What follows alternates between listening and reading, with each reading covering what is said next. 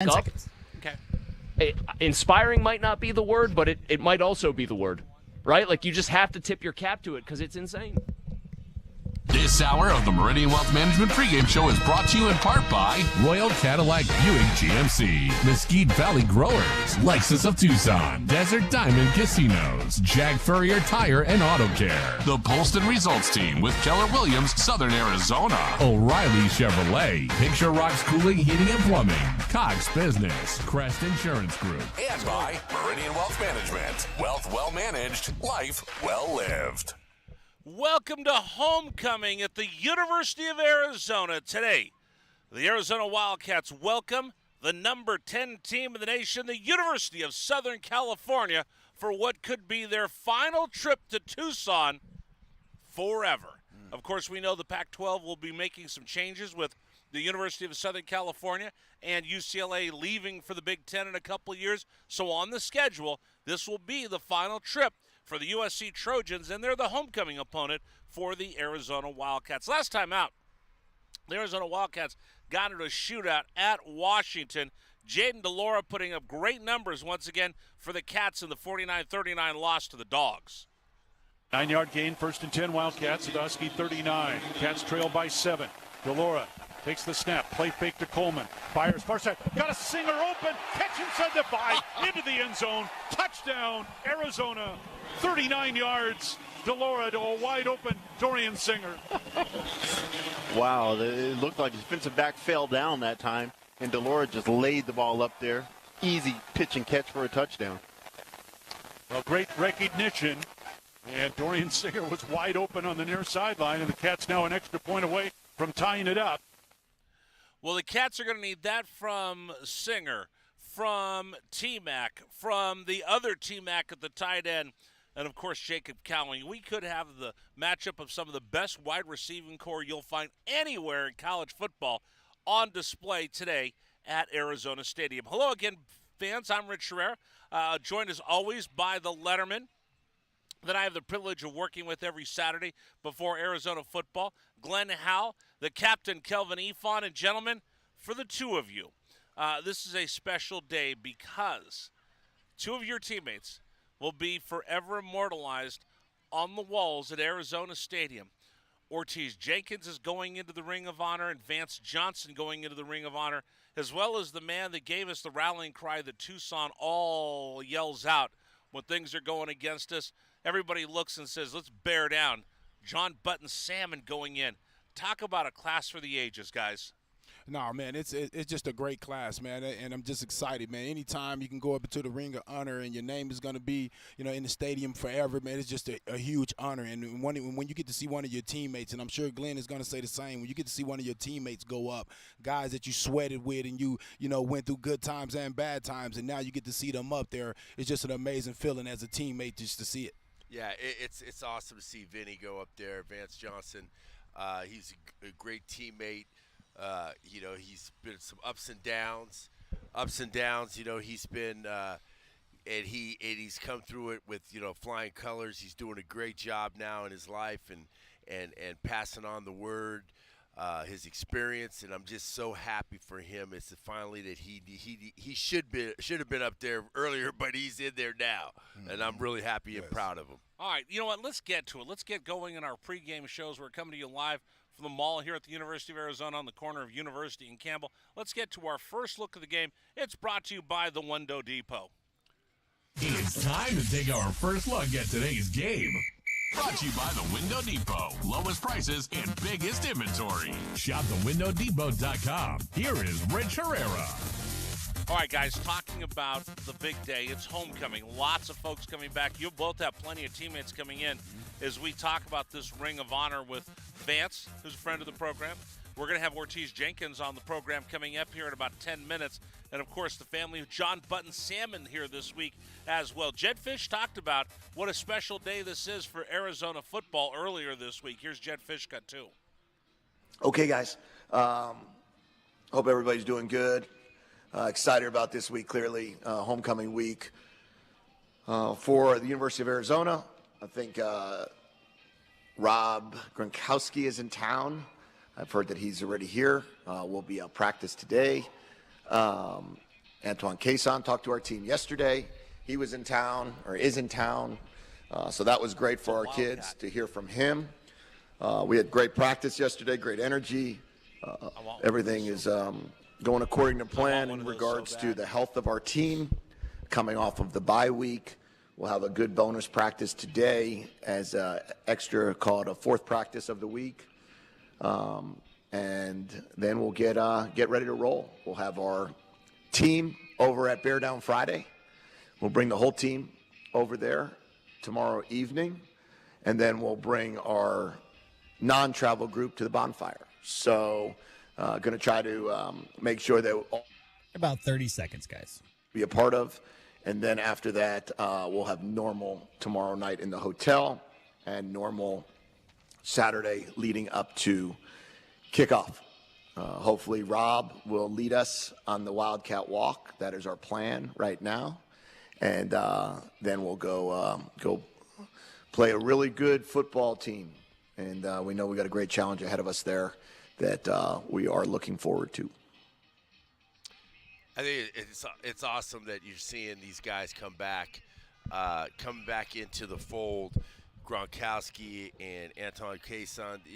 I mean, it's good to see those guys that are successful, that has been here, been in those seats that you're talking to. You're talking to guys that they've been in their seat, and they want to be what you're doing, what you have accomplished. And I think that's awesome that those guys come back. And you know, that's what tradition is. That's what passing it on is. That's what we have to do as ex-players, is to be able to give these younger guys the opportunity, the understanding of what it is to be an Arizona Wildcat, and those guys exemplify that. Well, you know what? Johnny Nansen and Brennan Carroll talked about that, and I asked them, hey, Gronk's coming to town. What do you think? Here's their response. Gronk's coming? Vance is great, yeah. I think it'll be exciting for those guys. You know, when he was here, came back for spring ball, it was a big deal. It'll be a big deal again whenever Gronk's on campus. People show up for whatever reason. The guy's a great ambassador for us. He's embraced, you know, what we've done, what we try to do. So it'll be a blast to have him around. He'll bring great energy like he always does. And we're just lucky to have him. It's USC week. About 10 seconds. If you're not fired up for it, I don't know what else to tell you, man. I mean, I'm fired up for it. I know our kids are looking forward to it. I know it's homecoming, so it's going to be a fun atmosphere, so we're looking forward to it. Yeah, you know, anytime you have homecoming, you have guys all coming back in, and it's great. As Glenn said, it's great to see Gronk and K-Son both here, you know, supporting the team and showing that, you know, regardless, they're for Arizona. And then, again, you got the Tron candidates, the Ortiz Jenkins. You have all these guys that are coming back and supporting, and regardless of the record or what's going on, you know, that Wildcat pride is there. Absolutely. And as he said, it's USC week. Here's Jed Fish talking about the Trojans cut 4. I think they're very good. I think they're a very good football team, very well coached. They're going to give us a lot of challenges on all phases. They've, you know, the one game that they lost was, you know, against Utah in a 1-point game.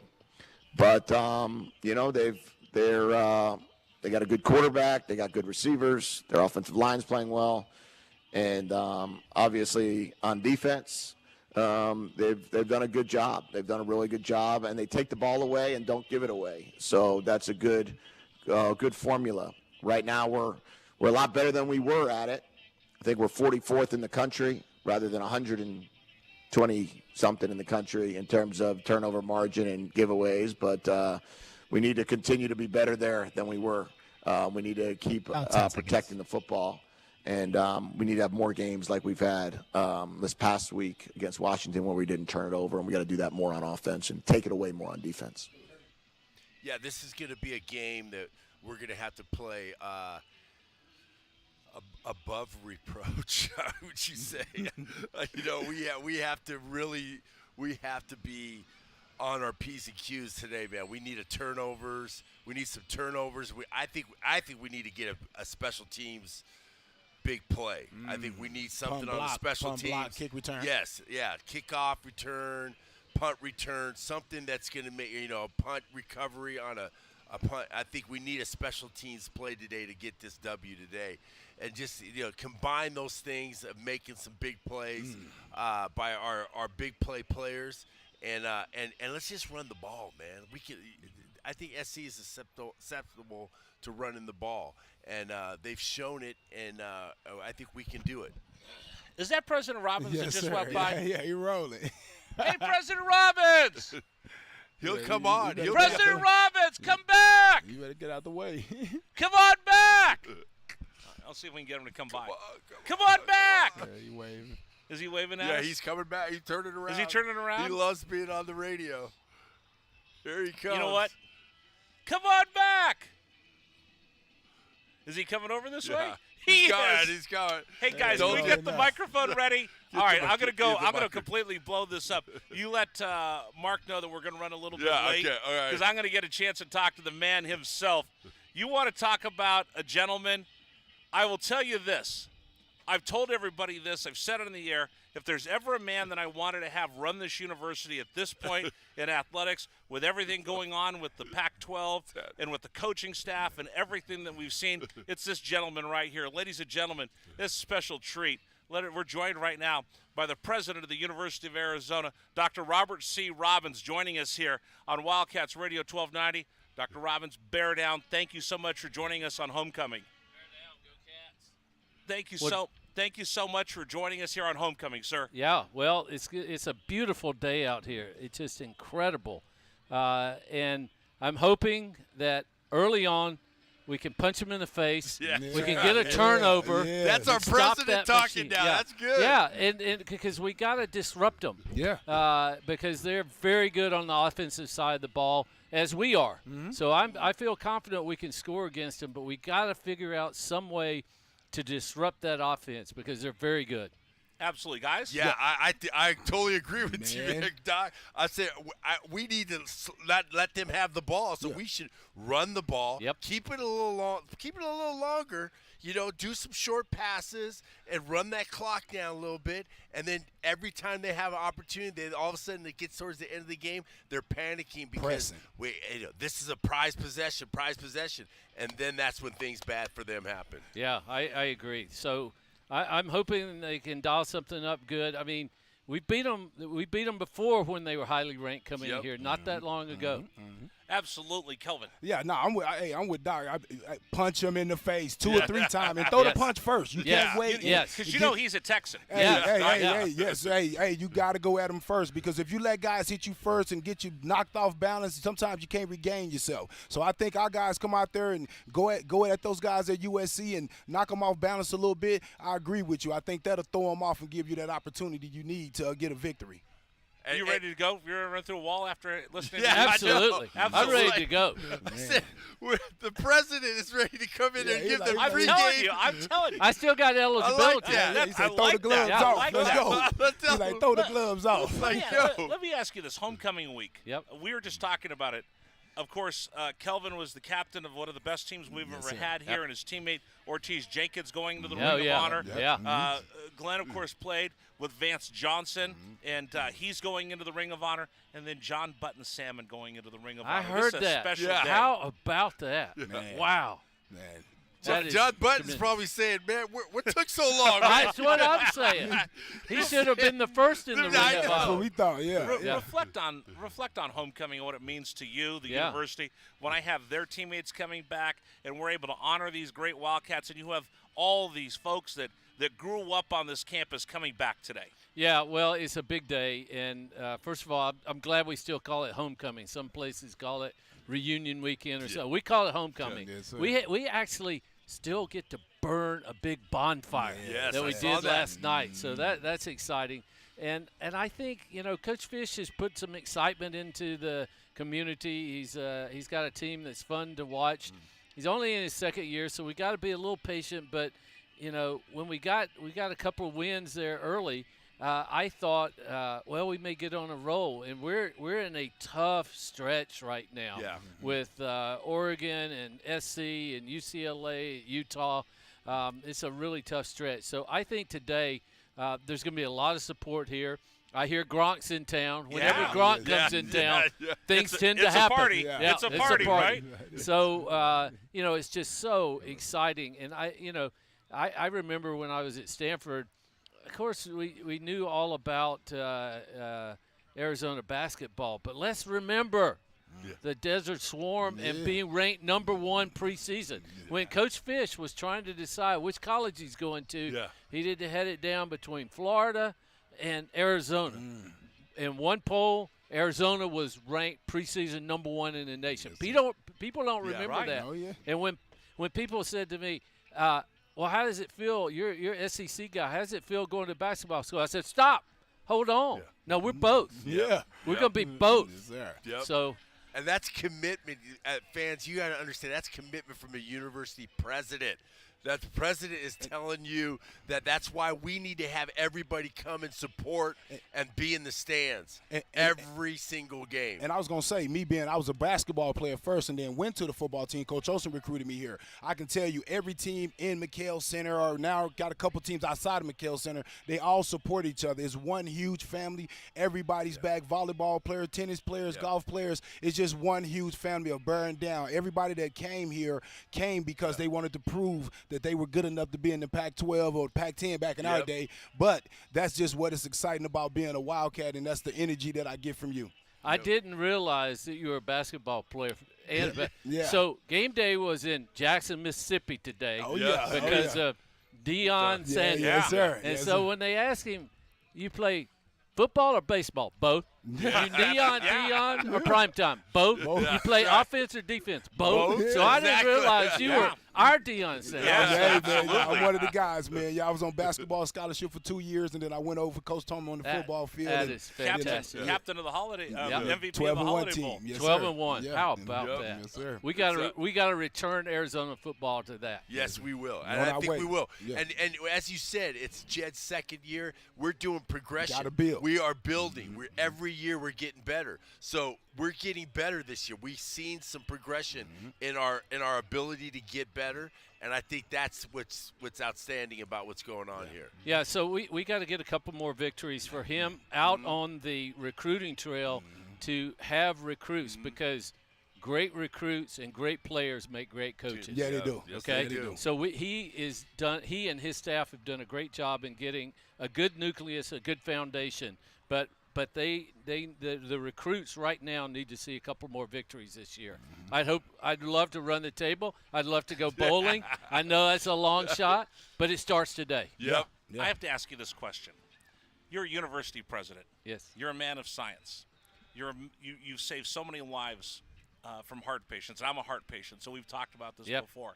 But I'm standing here watching you pound your fist on the table, and you have a passion for football. You have a passion for athletics. I see you at McHale. I see you at football. I see you at softball. I see you at baseball. Tell me where this passion for sports comes from.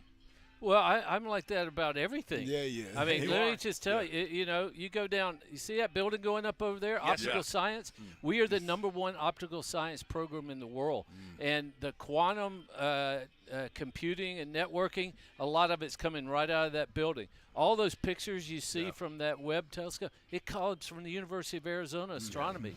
That A stands for Arizona, but astronomy is one of our best programs.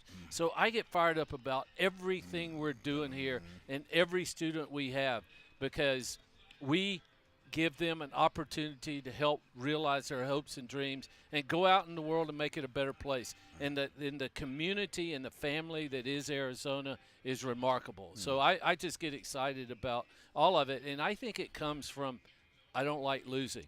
And if you wanted me to operate on you, because I got that scar right here, I know, right? but I didn't get that on there. But you want a surgeon. You want a surgeon who will do everything in their ability to help you survive that operation and get better and go back and get your life. So I just I love the idea of competing. I was just driving back. I was who's calling me? Who's calling me? Turn around. And so I was on the phone, and the person I was talking to said, "Who's calling you?" I go, "I don't know. I'm disoriented." But I just talked to five track recruits. Coach Harvey's been here 35 years. Yes. 35 years. Yes. Wow. So we got great track recruits coming in. I'm going to leave you with this. I'm going to talk about you. I talk about you behind your back on the radio all the time. So I'm going to actually say this to your face. Okay. And I've said this to Dave Hickey. I've said this to Coach Fish. I've said this to Tommy Lloyd. I can't think of a better man to lead this university right now is everything that's going on with the Pacific 12 Conference and making sure that we keep this conference strong together. And of all the university presidents that we have in this conference and all the university presidents this school's ever had, I'm glad you're the man that's in their chair in that office right now as we are at a crossroads on what's going to happen with this university and our conference. Well, that is very kind of you to say that, Rich. I definitely say I'm going to go 25-8. As hard as I can go, and then when I burn out, just put somebody else in the game. But I'm going to give it my all and go hard. And I think we're going to get a very good media deal. And I think there's going to be some news coming out about our media deal, and the only other one left is the Big 12. So I think you're going to hear some things. I think we're going to be looking very good, and that's going to help us keep people in the conference. It's heartbreaking that SC and UCLA would leave over money. But I understand it's a lot of money, but the tradition that is the Pac-10 and then became the Pac-12, I mean, it's just heartbreaking. But we're going to survive. We're going to be part of it, and we're going to thrive. Yes. And I look forward to us winning multiple championships in all sports across the board. Dr. Robbins, this is impromptu. We appreciate you giving us a little bit of your time on such a busy day like homecoming, and I know my partners over here are proud Arizona Wildcat lettermen, and I'm just proud to call you a friend and have you come by and visit with us. Absolutely. All right, thanks for all you do. Thank you so much. All right, Thank you so much. Bear down. Thank you so much. Dr. Robbins joining us here on Wildcats Radio 1290. All right, that's a look at that's our first look of the game, brought to you by the Window Depot. Doesn't get any bigger than that, fellas. Homecoming, we're hanging out with the president. I tell you, man, like, I talked to my brother at Cal, and I got some friends at Stanford and everything. I said, what university president walks on the sideline of the football game during the game? Yes. During the game. He's on the sideline during it. That's passion right there, man. Yeah. Rich, I have the outro if you want to give it space. Absolutely. All right, and that's our first look at the game, brought to you by the Window Depot. That's our first look at the game, brought to you by the Window Depot. Lowest prices and biggest inventory. Shop thewindowdepot.com. This is Wildcats Radio 1290. All right, we'll come back. Let's real quick. I got to do the Right Way Heating, Cooling, and Plumbing rundown, brought to you by Right Way Heating, Cooling, and Plumbing. Here's what's coming up on the show. Let's take a look at the Right Way Rundown and see what's coming up on our pregame show, brought to you by Right Way Heating, Cooling, and Plumbing. Doing things the right way. All right, here's what's coming up on the show. Again, thanks to Dr. Robbins for coming by. Mark Keel is going to come up with us in just a second. He'll go in the huddle with Hal, and then we'll have our offensive spotlight brought to you by O'Reilly Chevrolet. That's all that's coming up. We'll continue with you. I'm Rich Herrera, the captain, Kelvin Efon, Glenn Howell, and our new co-host, Dr. Robert C. Robbins, will continue. This is Wildcats Radio 1290. Bear down, Wildcats fans. This is the Meridian Wealth Management Pre. This is the Rich Herrera Radio Show. Now streaming on Facebook Live and YouTube at Wildcats 1290 and our website, wildcatsradio1290.com. Terry crosses middle, handed to Matherin between the rings. Over for Creasa. Checked by Campbell. High screen from Koloko. Creasa around it, drives right. Throw it for Koloko, who slams it down for two. Lamb set. And the pitch to Susak, driven out towards right field. That is going to get down for a base hit and go all the way to the wall. Casagrande headed for third. They're going to wave him around. He's coming home, and the Wildcats have tied it up.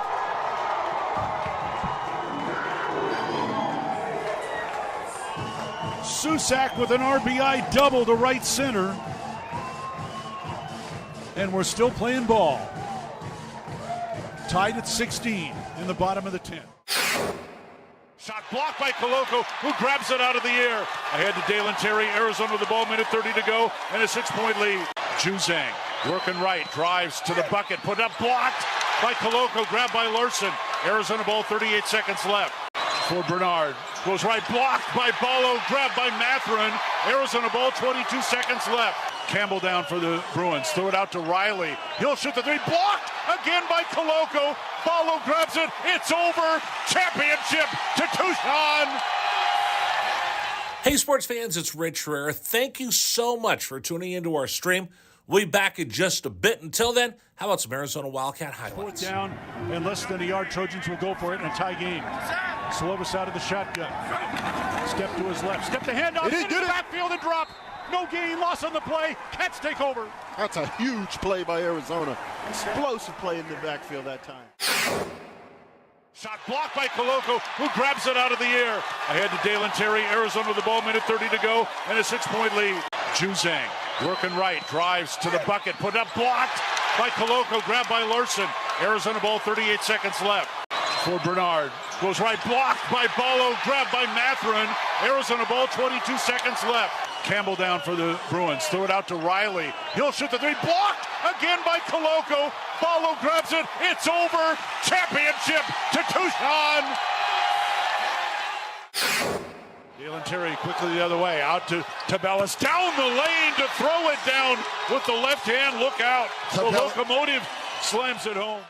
Hey, sports fans, it's Rich Herrera. Show will be back in just a little bit. Thanks for tuning into our stream. Until then, how about some great moments from the University of Arizona Wildcats? Fourth down and 2, Arizona. Down 14-0. Wildcats on fourth down this year are 12 of 20. Offset backfield. Plummer to throw the ball, looking, throwing towards the back of the end zone, and it's caught. Touchdown, Arizona. Oh, did they need that? My goodness. Booby Curry had to leap in the air to take the ball over the top of the defender, and the Cats are on the field.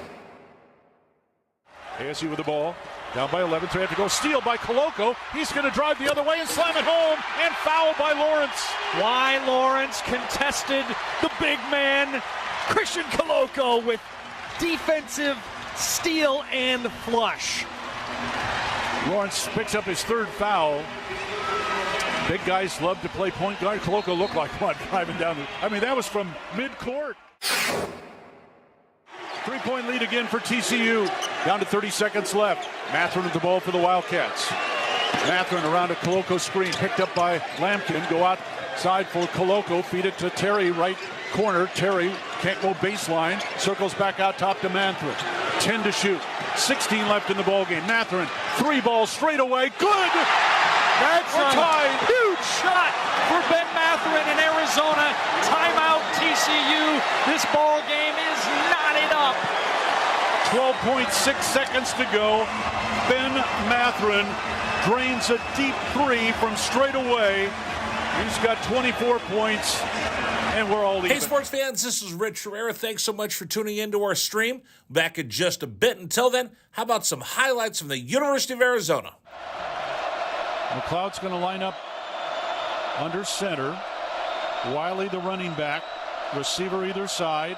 2 tight ends. Oregon, 5-man front. They shift. Play fake, rolling right. McLeod looking to throw. Going deep. Down, trying to find Berryhill. Makes the catch inside the 25-yard line. Still loose inside the 15. First down, Arizona. What a play by McLeod. He was smacked, but he had the presence of mind to know where Berryhill was. He threw the ball. He underthrew the ball, and Berryhill was looking back at it and made a great play on the ball. An amazing play by you. Here is Glenn Howell. All right, Glenn's guest today.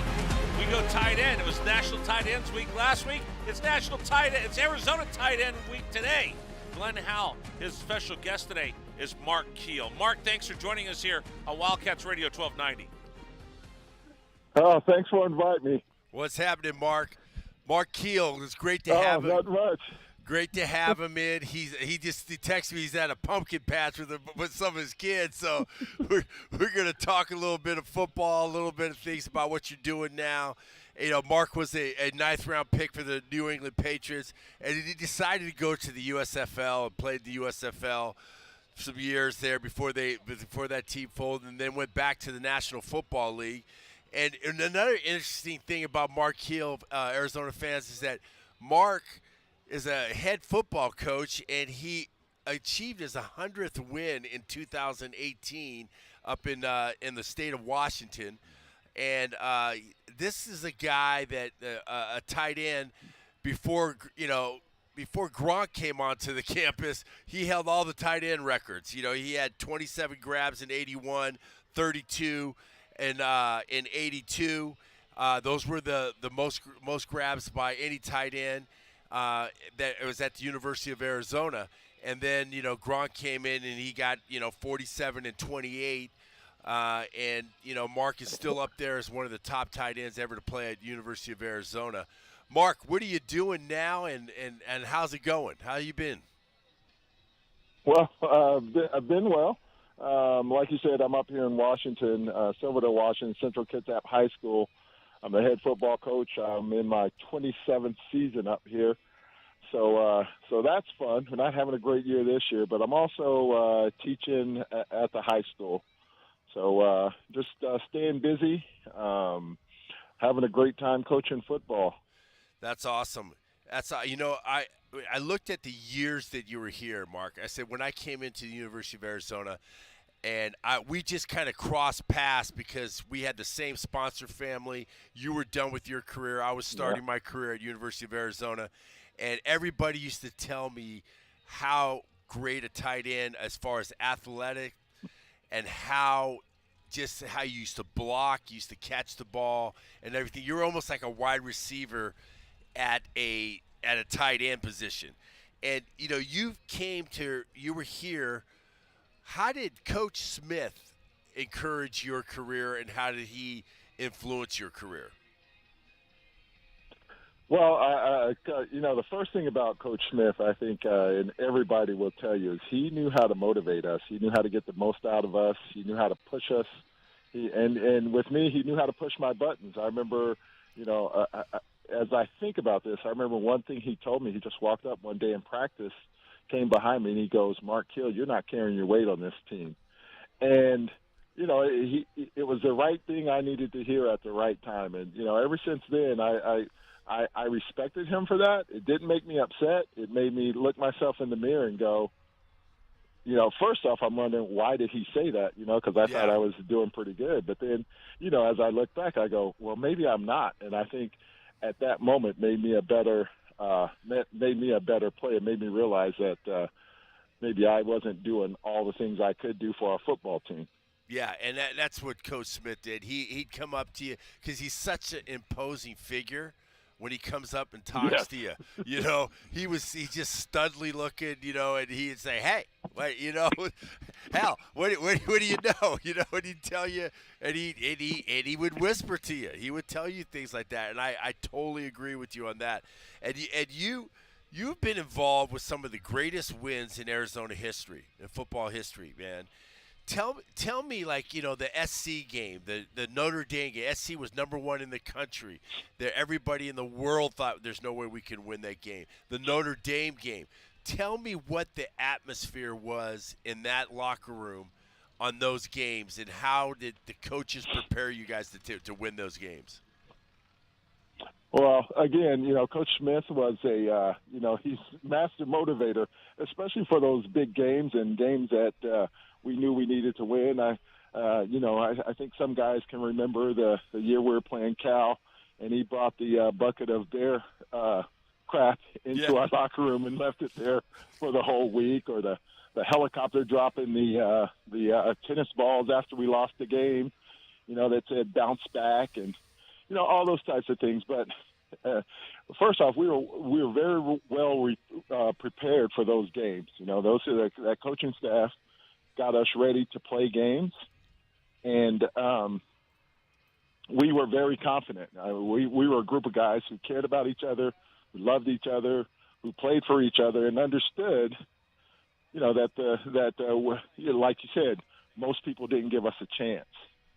Yeah. And we wanted to go out and make a difference. Yeah, and that was, I think, a key element, what you said, is that the coaching staff prepared you for success. They expected you to win. And that is the key thing. And while you play tight end, the tight end has evolved over the years since we played. You know, we've been playing football in the United States and everything. What's your description of the perfect tight end in 2022? Well, I would have to say not just because I played for the Chiefs, but Kelsey is, gosh, that guy is, in my mind, is just prototype. I love watching him play.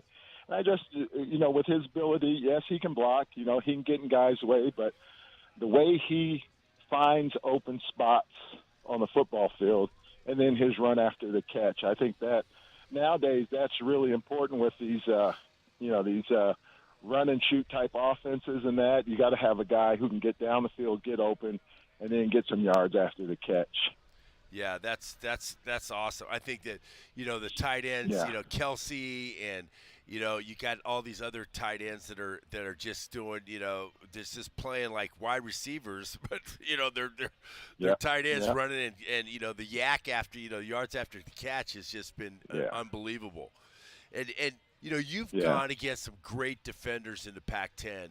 Who was one of your the best defender that you've ever played against in the Pac-10 while you were playing at your University of Arizona? Well, and back then in the Pac-10 there was a lot of good guys. I know. I remember my first catch at the University of Arizona.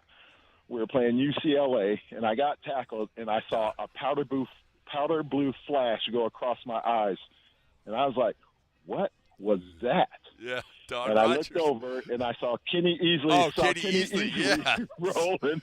Yeah, like 10 yards still tumbling down the field. And I just thought, if he would have hit me, he would have killed me. Yeah. Yeah, so, you got Kenny Easley. And even with our team, just daily, I had the opportunity to go against Ricky Hundley and Bubba Gross and Tony Neely and all those guys. So, Gibby and all those guys. So I had the opportunity every day to get some good practice versus some good defenders. Yeah, like Glenn Perkins and Ray Moret, and all these guys. I know you had some defenders. Chuck Cecil. Yeah. Leave him out. Yep. There's a lot of them there. I mean, it's really amazing. Yeah. So, what do you think about? Have you got to see our Wildcats play at all? Have you seen anything? What are you seeing in our Cats that are playing now? Well, I tell you what, just seeing this year in itself is just, it makes it fun to watch again. These guys look like they're together. It looks like they're playing for each other. And it looks like we have some athletes, some guys who can play. So it's good to see 1 or 2 victories and being competitive. Last week up here, they played the Washington Huskies, and it looked like the game was going to get away, but then fourth quarter, they came back. They ended up losing, of course, but just to see that fight and see them compete until the end of the game was very exciting to see. One more question here is, what was your most memorable moment playing at the University of Arizona?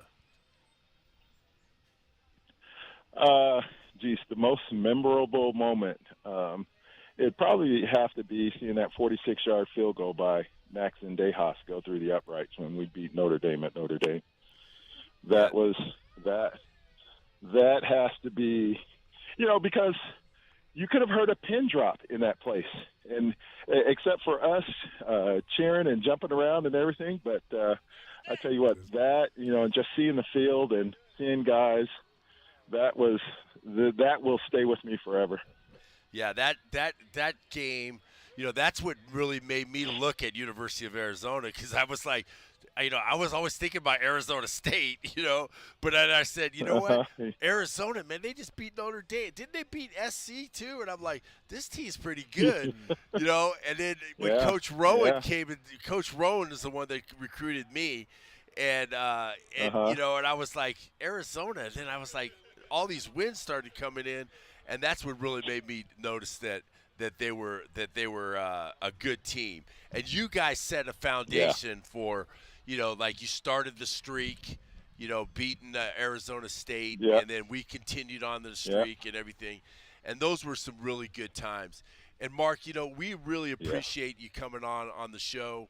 And we hope to get you back on and talking about and keeping you updated on the University of Arizona. And we really appreciate you coming on. And good luck to you on the rest of your season up there in Washington. How many more games you guys got? Yeah. We have one more game. One more game? Next Thursday. You guys going to make the playoffs? Or? Yeah. No, that's why we only have one more game. Yeah. This year, unfortunately, yeah.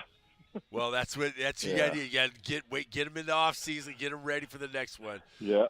But Mark Keel, Wildcat fans, that's Mark Keel, tight end, 1981 and 82. One of the greatest tight ends to ever play here. And Mark, I really appreciate you coming on, and bear down, brother. Yeah, thanks for having me. It's nice catching up with you, too. Always. Bear down. Okay. All right, that's Mark Keel joining us here in the Huddle with Hal. Thanks to Mark Keel for joining us here. It's all brought to you by our friends at Larry H. Miller Dodge Ram Fiat. That's In the Huddle with Howell is driven by Larry H. Miller Dodge Ram Fiat. Driven by you on Wildcats Radio 1290. All right, I'm going to call Bear down, Wildcats fans. This is the Meridian Wealth Management pregame show on Wildcats Radio 1290. Brought to you by Meridian Wealth Management. Wealth well managed, life well lived. This is the home of the Arizona Wildcats. Wildcats Radio 1290. Antoine's coming over? Yeah. Okay. What do you mean, trenchless? All right. Means no trench. Here's what we're going to do. It's the sewer line. And if you did don't it mind, without ruining we'll my come back with the offensive game. We'll come back with the offensive. This is the Rich Herrera Radio Show. Now streaming on Facebook Live and YouTube at Wildcats 1290 and our website, wildcatsradio1290.com. Terry crosses middle, handed to Mathurin between the rings. Over for Creasa. Checked by Campbell. High screen from Koloko. Creasa around it. Drives right. Throw it for Koloko, who slams it down for two. Lamb set. And the pitch to Susak. Driven out towards right field. That is going to get down for a base hit and go all the way to the wall. Casagrande headed for third. They're going to wave him around. He's coming home. And the Wildcats have tied it up.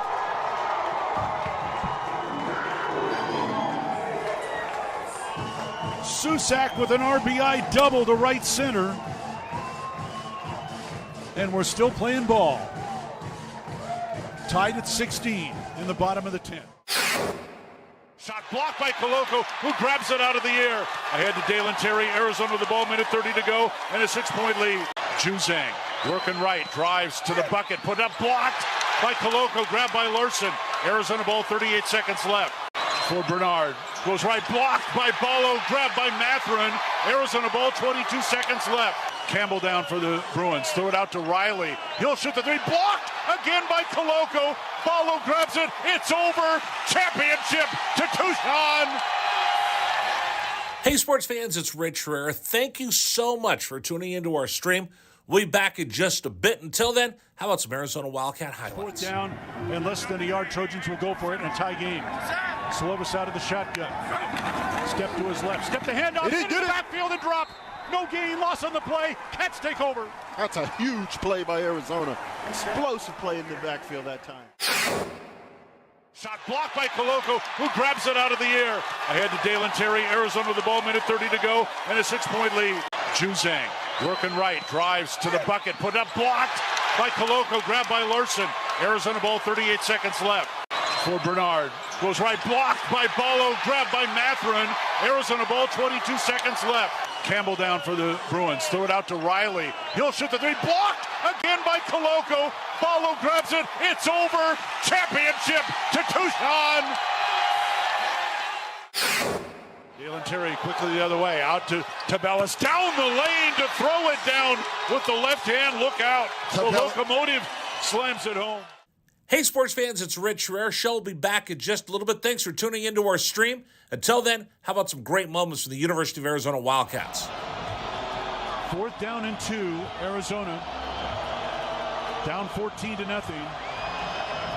Wildcats on fourth down this year are 12 of 20. Offset backfield. Plummer to throw the ball, throwing towards the back of the end zone, and it's hot. Touchdown, Arizona. Oh, did they need that? My goodness, Booby Curry had to leap in the air to take the ball over the top of the defender, and the Cats are on the field. ASU with the ball, down by 11, so they have to go steal by Koloko. He's going to drive the other way and slam it home, and foul by Lawrence. Why Lawrence contested the big man, Christian Koloko, with defensive steal and flush. Lawrence picks up his third foul. Big guys love to play point guard. Koloko looked like what, driving down that was from midcourt.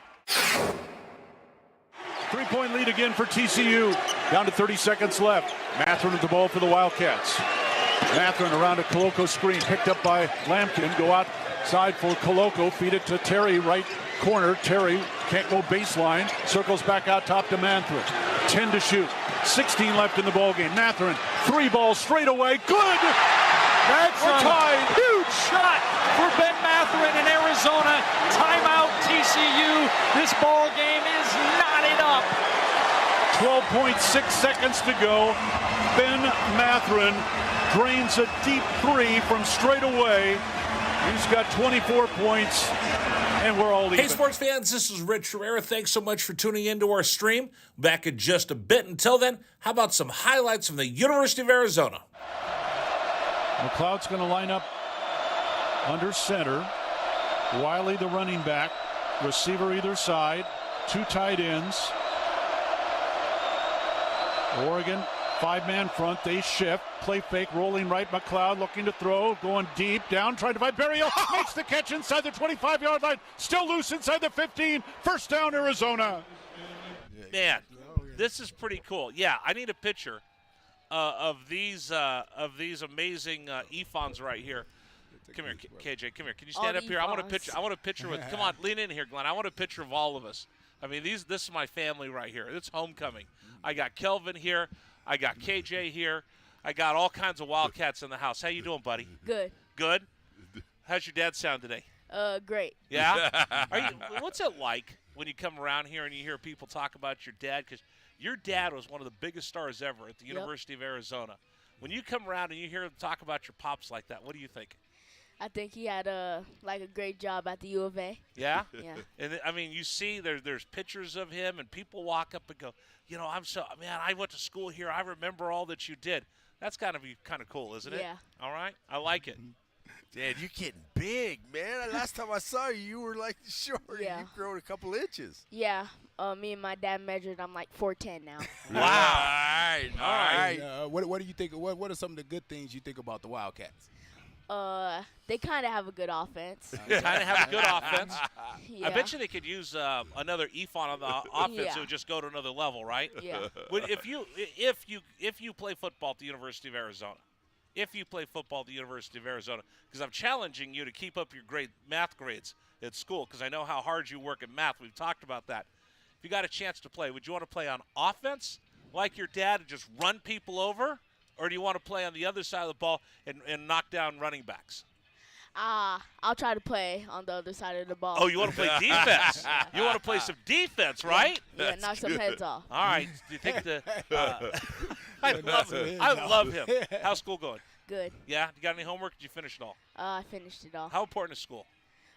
Very important. Because you know what? I tell people all the time, you get good grades, you get to pick where you're going to go to college. They don't just pick you. Right? Yes. You look good in red and blue. Thanks. Yeah. All right. I know everybody's over there, and you're like, Rich, leave me alone. I just wanted to come by and give my dad a hug. But I appreciate you coming by and joining us, buddy. Thanks, Dad. All right. There you go. Give me one of that. All right. There you go. That's KJ Ephod joining us right here. Man, that just, I love this kid so much. And as we watch him grow up and get bigger, dude, Am I talking he's going to be the next Brendan Sanders, or am I talking he's going to be the next great now I'm so excited that we saw him over here. What's he going to be? Is he going to be a great defensive back? He's going to be one of the next great linebackers that we have here. Yeah, no, either one, man. Right now it look like he could be a nice little DB. He doing all the work. You know, he Wildcats does all the coming hard in. work. Tell and me who. everything, You so. can't just yell. Wait, at all right, Wade. we got Andy Crouch, quarterback, Mark Walzak, tight end, and Alfred Jenkins. Wow. Man, I haven't seen him in a while. I mean, That's this the is other Jenkins. royalty. That's the QB, man. Wow. What's up, Some man? royalty walking What's up? by. All right, real quick. Let me get. What up, Wally? Let me get the offensive scouting report real quick. I'm going to run through this real quick because we got a bunch of guests that are coming by to join us here on the program, on the show. Wow, I mean, it's homecoming. All your guys are coming by.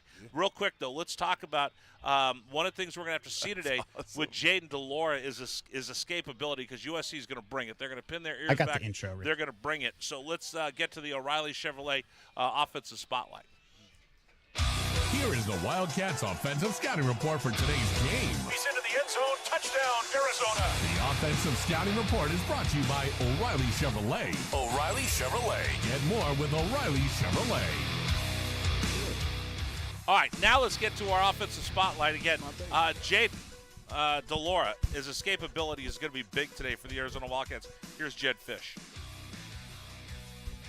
Cut 6. I would say it's very good. Very, very good. I think his escapability. I would say I think we're getting sacked. It's like 1.61 was the number, something like that. I think last year was like 2.92. So in terms of percentage, so we're looking at in terms of a game. He's not getting sacked very often. He's making plays with his feet. He's running around. He's very hard to tackle. He's very slithery back there. And I love that.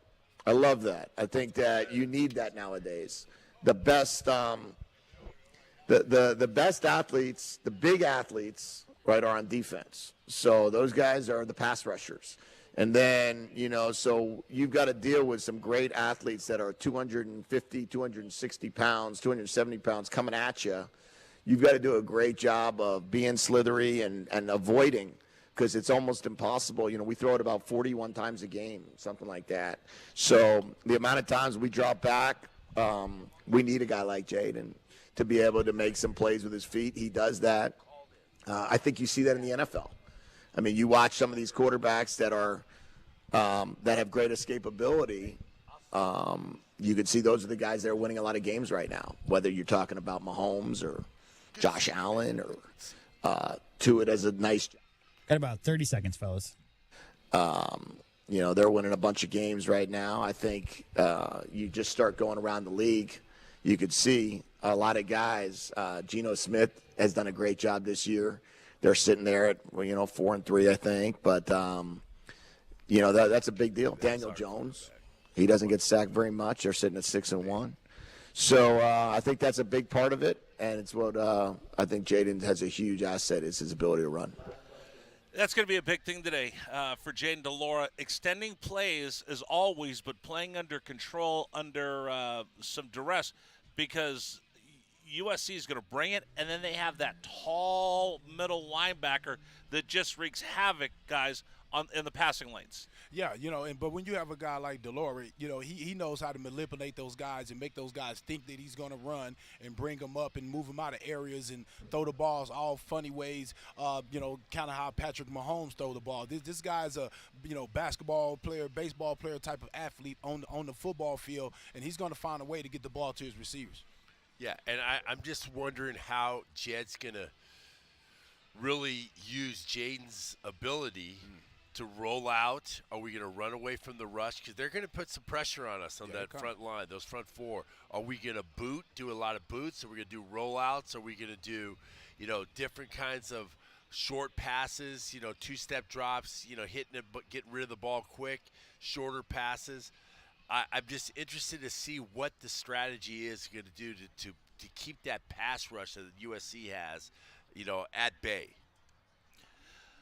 It's going to be important. It's going to be important because, again, how much are we going to see Arizona run the football, fellas? Do you try to? And Jed was asked about, do you shorten the game up or do you try to score? He goes, we got to try to score on every possession. Yeah. So, again, can it turn to a track meet? I don't know. What do you guys think? Yeah, I mean, even if you do score, every possession, at some point you still got to try to slow them down and keep them off the field. So if we score, which is not realistic all the time. In reality of ball, you're going to get stopped sometimes, and they're not short of touchdowns. So get first downs. Like I said, it don't have to move be running. the chains. I would love for it to be rushing all the time, but if not, let's just keep getting first downs. However, we got to get them, because that helps keep that team off the field as well. Because the more Caleb Williams is on the field, the more he's going to hurt you, and that's just a fact. Absolutely, they've got wide receivers galore. Yeah. They just gotta be able to limit his ability to get on the field, and I think short runs is like a short pass. Yeah. Just a 5-yard screen, a bubble screen, getting 3 to 4 yards, just making sure that they're coming up, and then hit them deep. Those are kind of things that we have to. I just hope we have a great strategy of how we're going to manipulate that defense. All right, that's a look at our offensive spotlight. Brought to you. Our offensive spotlight is brought to you by O'Reilly Chevrolet. That's the Wildcats Offensive Scouting Report. The Offensive Scouting Report is brought to you by O'Reilly Chevrolet. O'Reilly Chevrolet. Get more with O'Reilly Chevrolet. Just go to break. This hour of the Meridian Wealth Management pregame show is brought to you in part by Royal Cadillac Buick GMC, Mesquite Valley Grower. And we'll catch back up.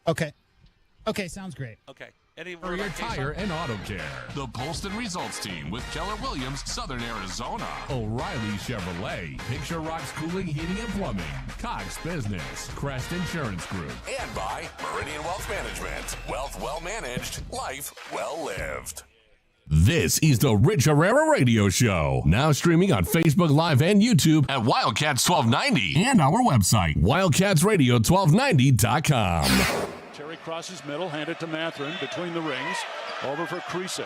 Checked by Campbell. High screen from Koloko. Creasa around it, drives right. Throw it for Koloko, who slams it down for 2. Lamb set. And the pitch to Susak, driven out towards right field. That is going to get down for a base hit and go all the way to the wall. Casagrande headed for third. They're going to wave him around. He's coming home, and the Wildcats have tied it up.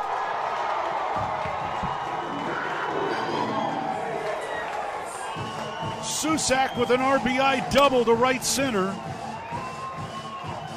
And we're still playing ball. Tied at 16, bottom of the 10. Shot blocked by Koloko, who grabs it out of the air. Ahead to Dalen Terry, Arizona with the ball, minute 30 to go, and a 6-point lead. Juzang working right, drives to the bucket, put up, blocked by Koloko, grabbed by Larson. Arizona ball, 38 seconds left. For Bernard, goes right, blocked by Ballo, grabbed by Matherin. Arizona ball, 22 seconds left. Campbell down for the Bruins, throw it out to Riley. He'll shoot the 3, blocked again by Koloko. Ballo grabs it, it's over. Championship to Tucson. Hey, sports fans, it's Rich Herrera. Thank you so much for tuning into our stream. We'll be back in just a bit. Until then, how about some Arizona Wildcat highlights? 4th down and less than a yard. Trojans will go for it in a tie game. Slovis out of the shotgun. Step to his left. Step to hand off. Into the backfield and drop. No gain, loss on the play. Cats take over. That's a huge play by Arizona. Explosive play in the backfield that time. Shot blocked by Koloko, who grabs it out of the air. Ahead to Dalen Terry, Arizona with the ball, minute 30 to go, and a 6-point lead. Juzang working right, drives to the bucket, put up, blocked by Koloko, grabbed by Larson. Arizona ball, 38 seconds left. For Bernard, goes right, blocked by Ballo, grabbed by Matherin. Arizona ball, 22 seconds left. Campbell down for the Bruins, throw it out to Riley. He'll shoot the 3, blocked again by Koloko. Ballo grabs it, it's over. Championship to Tucson. Dalen Terry quickly the other way, out to Tabellas, down the lane to throw it down with the left hand. Look out, the locomotive slams it home. Hey, sports fans, it's Rich Herrera. Show will be back in just a little bit. Thanks for tuning into our stream. Until then, how about some great moments from the University of Arizona Wildcats? 4th down and 2, Arizona. Down 14-0. Wildcats on 4th down this year are 12 of 20. Offset backfield. Plummer to throw the ball, looking, throwing towards the back of the end zone, and it's hot! Touchdown, Arizona! Oh, did they need that? My goodness, Booby Curry had to leap in the air to take the ball over the top of the defender, and the Cats are on the board. ASU with the ball, Down by 11, so they have to go. Steal by Koloko. He's going to drive the other way and slam it home. And foul by Lawrence. Why Lawrence contested the big man, Christian Koloko, with defensive steal and flush. Lawrence picks up his third foul. Big guys love to play point guard. Koloko looked like one driving down. That was from midcourt. 3-point lead again for TCU. Down to 30 seconds left. Matherin with the ball for the Wildcats. Matherin around a Koloko screen. Picked up by Lampkin. Go outside for Koloko. Feed it to Terry, right corner. Terry can't go baseline. Circles back out top to Matherin. 10 to shoot. 16 left in the ballgame. Matherin, 3 balls straight away. Good! That's a tied. Huge shot for Ben Matherin in Arizona. Timeout TCU. This ball game is knotted up. 12.6 seconds to go. Ben Matherin drains a deep 3 from straight away. He's got 24 points, and we're all even. Hey, sports fans, this is Rich Herrera. Thanks so much for tuning into our stream. Back in just a bit. Until then, how about some highlights from the University of Arizona? McLeod's going to line up under center. Wiley, the running back. Receiver either side. 2 tight ends. Oregon, 5-man front. They shift. Play fake, rolling right. McLeod looking to throw. Going deep. Down, trying to find Berryhill. Makes the catch inside the 25-yard line. Still loose inside the 15. First down, Arizona.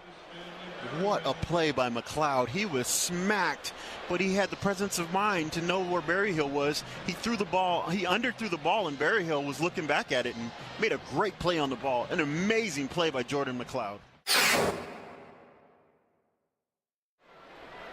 Brown will take the snap a yard deep in the end zone. Straight back to throw. Has some time. Steps up in the pocket. The Wildcats have got him for a safety.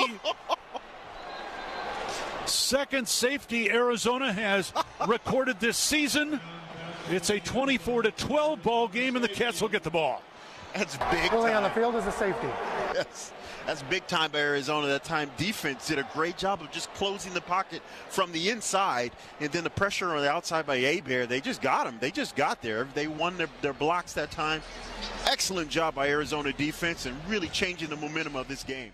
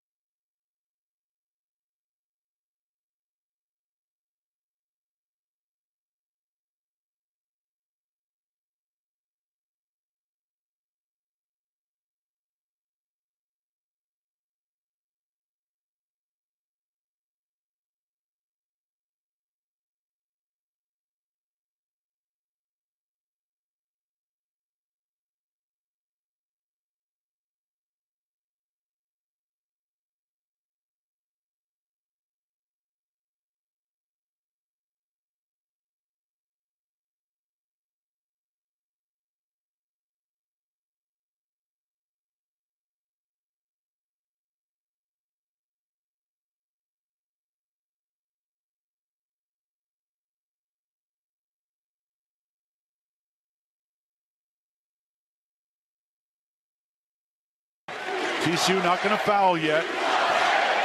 Mathurin looking at Tommy Lloyd. Shot clock at 15. Mathurin back and forth dribble. 10 to shoot now. Long ways from the bucket. Off to Dalen Terry. Terry looking for help. 6 to shoot. Way outside to Mathurin. 3, 2. Mathurin forces the 3 off the rim. No good. Follow. Koloko gets it home. And the Cats up by 5. Offensive rebound. And the man of the night, Christian Koloko. 12 of 13 from the field. 28 points. This is the Rich Herrera Radio Show. Now streaming on Facebook Live and YouTube at Wildcats 1290 and our website, wildcatsradio1290.com. Terry crosses middle, hand it to Mathurin between the rings. Over for Krisa. Checked by Campbell. High screen from Koloko. Krisa around it, drives right. Throw it for Koloko, who slams it down for 2. Lamb set. And the pitch to Susak, driven out towards right field. That is going to get down for a base hit and go all the way to the wall. Casagrande headed for third. They're going to wave him around. He's coming home, and the Wildcats have tied it up.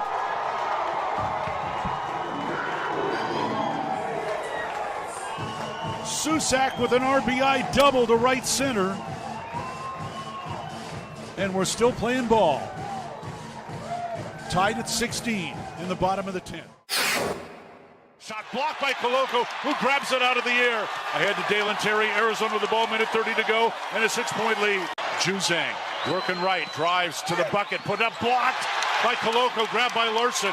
Arizona ball, 38 seconds left.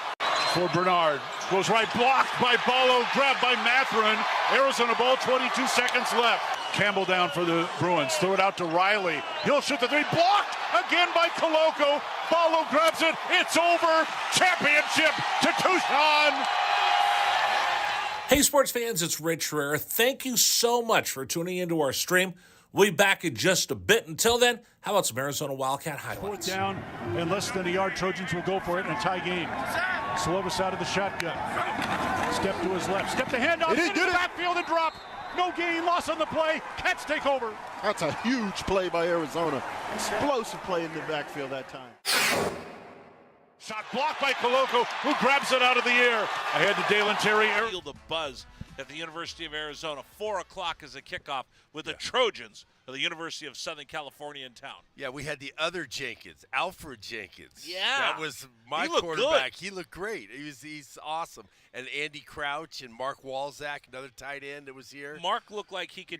Yeah. Mark was a great long snapper too, man. Really? Dude, he played like 4 years in the NFL, I think.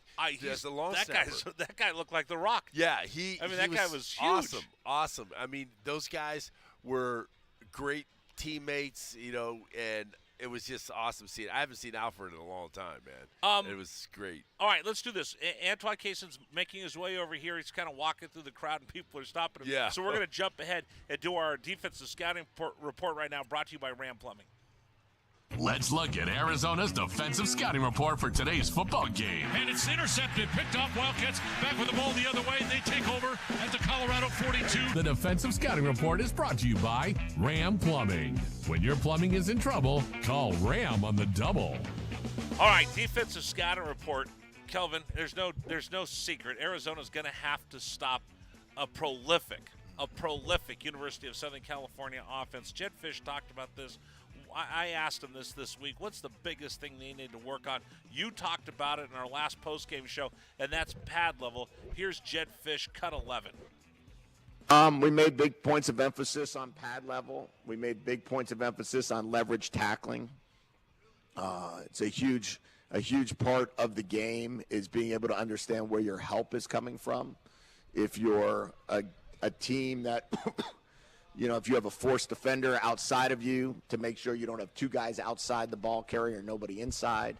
You got to make sure you don't lose force and have everybody inside the ball carrier, nobody outside. We worked on taking on blocks, the ability up front for the defensive linemen to handle double teams. That's a big part of what we've been seeing recently is a gap blocking scheme. A lot of counter has been run. And when you get a lot of counter, you have to be able to handle playing into the block, handling the tackle, understanding the down block, and not just blocking, not just handling the guard. And then continue to work on our coverages and being able to route recognition is a big part of it, to understand what this formation indicates, what this split indicates. So we did a lot of good on good. They went against our offense a lot. Got about 10 seconds. Thursday they went against our offense, and then yesterday we did a mixture of going against USC's offense and our offense. Hey, love what I hear. I think we've been talking about that ones-on-ones. I mean, I think when you get a chance to go ones-on-ones, it really gets you prepared to play against other Pac-12 type of competition, especially the defense going against our offense, and they need all the help that they can get to continue to get better. And the other thing that I like is just the aggression of understanding that, you want guys rallying into that football with a bad disposition. You want them understanding to force the ball back inside. It's something that seems small but is huge, and I think them working on those little things, hopefully it shows up today. Yeah, it's awesome what they're doing. They're trying to do that to create that competition and also to give realistic looks. That's what it is. It's realistic looks, and that's how you prepare for a team like USC or any team. I think it's important if you do that, and if we continue to do that, and I hope what it's got to show, we got to be in this game in the beginning. Right in the beginning, right when it comes out of right when the whistle's blown, we got to be in there right now and start punching do you right wanna, away. Do you want to punch them in the face Yeah, right away and let them know they're in a fight? Yes, right now. A lot of times, Rich, as you know, when you got a bully or when you got the big guy on the block, the best thing to do is make it ugly. Yep. And you have to come to them, and you got to bring a fight to them, and you got to make them understand that, like, hey, this is not going to be easy. And so it might adjust their game, because a lot of times these type of people, they lost their last game. Right. And that's their first loss of the season. And I was going to say, when people come in like that, they come to try to do you dirty. Right. And so Arizona have to try to, come in and make it ugly and hit these guys in the face. As President Robinson said, hit them in the face a few times and see if you can't get a knockout blow. Dude, you have the president of the university talking about punching him in the face. You love that for homecoming today. Yeah. All right, I'm going to jump ahead, guys, for just a little bit. If we can get cut 14 all queued up. One of the big things for Arizona is going to be putting pressure on Caleb Williams. He's been so good standing in the pocket. We saw that with Bo Nix. We saw that with Penix. Arizona's got to figure a way to put pressure on him. Hunter Echols, I know Jed said just play within yourself. Hunter, I need a huge game out of Hunter Echols today. Here's Jed Fish talking about putting pressure on their quarterbacks, wide receivers, and not letting them get free runs.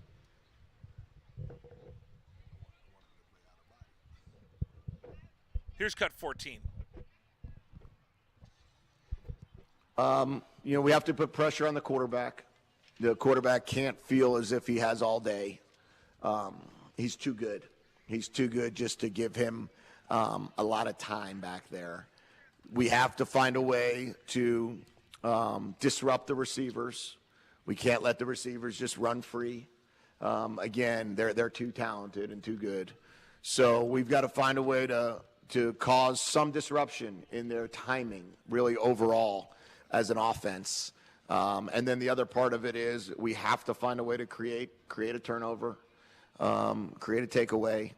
They're very good at not turning the ball over.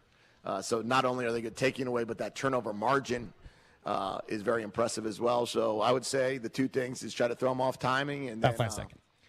Try to find the ball somewhere. Those are great plans. I think those are things that they really need to concentrate on. But how are we going to do that?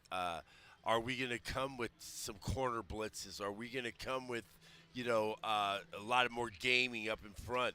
Or are we going to come with what are we going to do with that to get Caleb off that spot and get him uncomfortable? Are we going to show him some different coverages?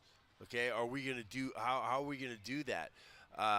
Those are the things that I think is going to be really important for us to have some chaos out there when we're creating chaos for them on their offense, and not them like just clicking down the field and making successful plays after successful play.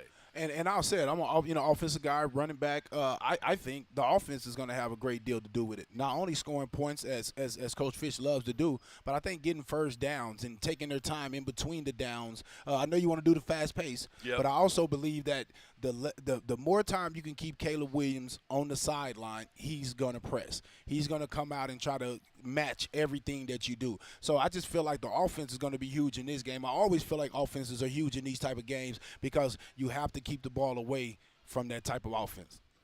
Absolutely. Here's the other thing. Somebody's got to win a fist fight today, fellas.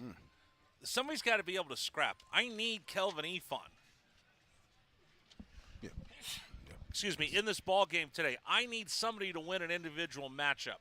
I mean, guys, it's a game of matchups. I need some Wildcat to not only make a play but to win his matchup. Hunter Eccles. I need Parashant. I need somebody to make a play today to inspire the rest of his teammates. And what you're saying, Rich, somebody to make a play, but we need that play early. We need somebody to be a fire starter, somebody to set it off so everybody else understands. I used to always tell Coach, let's run ISO. We got Trung behind me. I'll be the fullback. Let me go out to Castlemeyer. Let me blow somebody up. Yeah, let me go out to somebody right now and let's set this tone and making them know this is going to be a long day. So, yeah, you guys have to individually, like Coach always said, some Wildcat got to make a play. This is one of those days that some Wildcat got to make an unexpected. You know what? I'm going to say this. Excuse me. A few Wildcats got to make a play to be able to win this type of game. Yeah. I was going to say, if somebody start the fire, and then the rest of you be the coals and putting it on the fire and building that fire. Fanning that fire, baby. Fanning it up. Yeah. Let's get it going. Somebody's got to have that catalyst. And there's got to be 11 guys on the defense, 11 guys on the offense that's thinking that they're going to start the fire. It can't be one or two guys. Every single one of those guys have got to believe that they can start the fire. And it starts when you walk out there on the talks for the captain, as D. Hall told you. You got to go out there and look those guys in their eyes and let them know. They got to see in your eyes. They got to see in your eyes that it's going to be a battle, man. Can I share the story I told you about when I went to dinner last night? So I go to dinner last night, and these two Fulios are standing there talking trash to each other. And both of them stand there, and they're mouthing off, and they're like, oh, they're bowing up on each other. They're two old men. They're my age. And they're standing there running their mouths back and forth at each other going, come on, make a move. Come on, bust move. Come on, make a move. Come on, hit me. Do something. They stood there for 5 minutes wolfing each other, and after about 3 minutes, I stopped paying attention because I know neither one of these guys wanted to be in a fight. Both of them wanted to run their mouth. Neither one wanted to be in a fight. Kelvin, USC has to know. They have to walk out there and know, holy cow, I'm in a fight. I can't just stand here. And that's what I said. When they walk out there and look in their eyes, I didn't say any words. I said when you look in their eyes, you got to let them know they're going to see in your eyes that it's action. And it's not about who the biggest and the strongest and who got the more 5 stars and who got all the Americans. No, it's about who's going to fight. Because I'm telling you something, Rich, some of the biggest, toughest dudes are the softest guys you ever saw. Well, okay, so here's the deal. Here's been the success for the University of Arizona against USC. Every single time they play. All my Servite kids, all my Bosco kids, all my Modern Day kids, all my Long Beach Poly kids, all my kids from Helix, all my kids from Southern California that didn't get recruited to USC. This is your time to shine. Your time to go out there. Hasn't this happened every time? Hey, fine, you know what? You thought I was just an inch too short. You thought I was 10 pounds too light. I'm going to blow you up. I'm going to show you today, whether it was Sanders, Cecil, Hammerschmidt. You go through the list of the greats that went on this field. That's what they did in games like this against USC, UCLA. Yeah, and that's, just like I was talking to Mark Keel. They beat the number 1 team in the country. They had Marcus Allen. They had everybody on that team, and no one believed that they can win that game. But you know what? There were 60 guys in that traveling team that believed that they can win that game. And they went out there and they took care of business in the L.A. Coliseum, at the L.A. Coliseum. So those are the kind of guys that we need to have playing today. We got to have 85, whoever. I think we've dressed maybe 90. 90 guys got to believe it. And I don't want to see when we're on the sideline, the guys are looking in the stands, looking for people. You got to be attention, be ready for this game. This is a game. This is what I really – you got to be into the game. Every single one of those guys got to be into the game, even if you're not playing. And I'm going to say this. I also believe that this game is super important because this may be the last time that we play in L.A. Play in Tucson versus them. But one of the last 2 times that we could play them. Whether or not they schedule or not in the future, I don't know. If I'm the Pac-10, do I schedule them? I don't know. Right. But my question, but what I'm trying to say is this. This is another great opportunity for the kids that don't want to go to USC or UCLA, the LA kids I'm talking about, to see Arizona, and another opportunity there for the LA kids that can't go to USC or don't want to travel way to the East Coast. Their parents can't make it over there. The Pac-12 is still here. The Pac-10 is still here. Arizona is still here. I got one of my Cathedral Catholic guys who's playing for USC today. I got all kinds of kids out there. They're all ready to go. So we'll see what happens. All right, that's our defensive scouting report brought to you by Ram Plumbing. That's the Wildcats Defensive Scouting Report. The Defensive Scouting Report is brought to you by Ram Plumbing.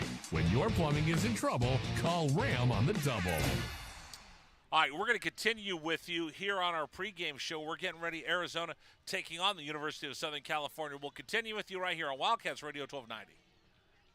Bear down, Wildcats fans. This is the Rich Herrera Radio Show. Now streaming on Facebook Live and YouTube at Wildcats 1290 and our website, wildcatsradio1290.com. Terry crosses middle, handed to Matherin between the rings. Over for Creasa. Checked by Campbell. High screen from Koloko. Creasa around it, drives right. Throw it for Koloko, who slams it down for 2. Lamb set.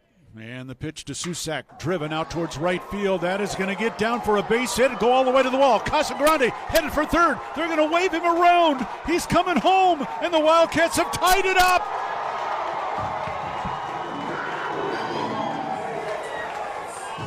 Susak with an RBI double to right center. And we're still playing ball.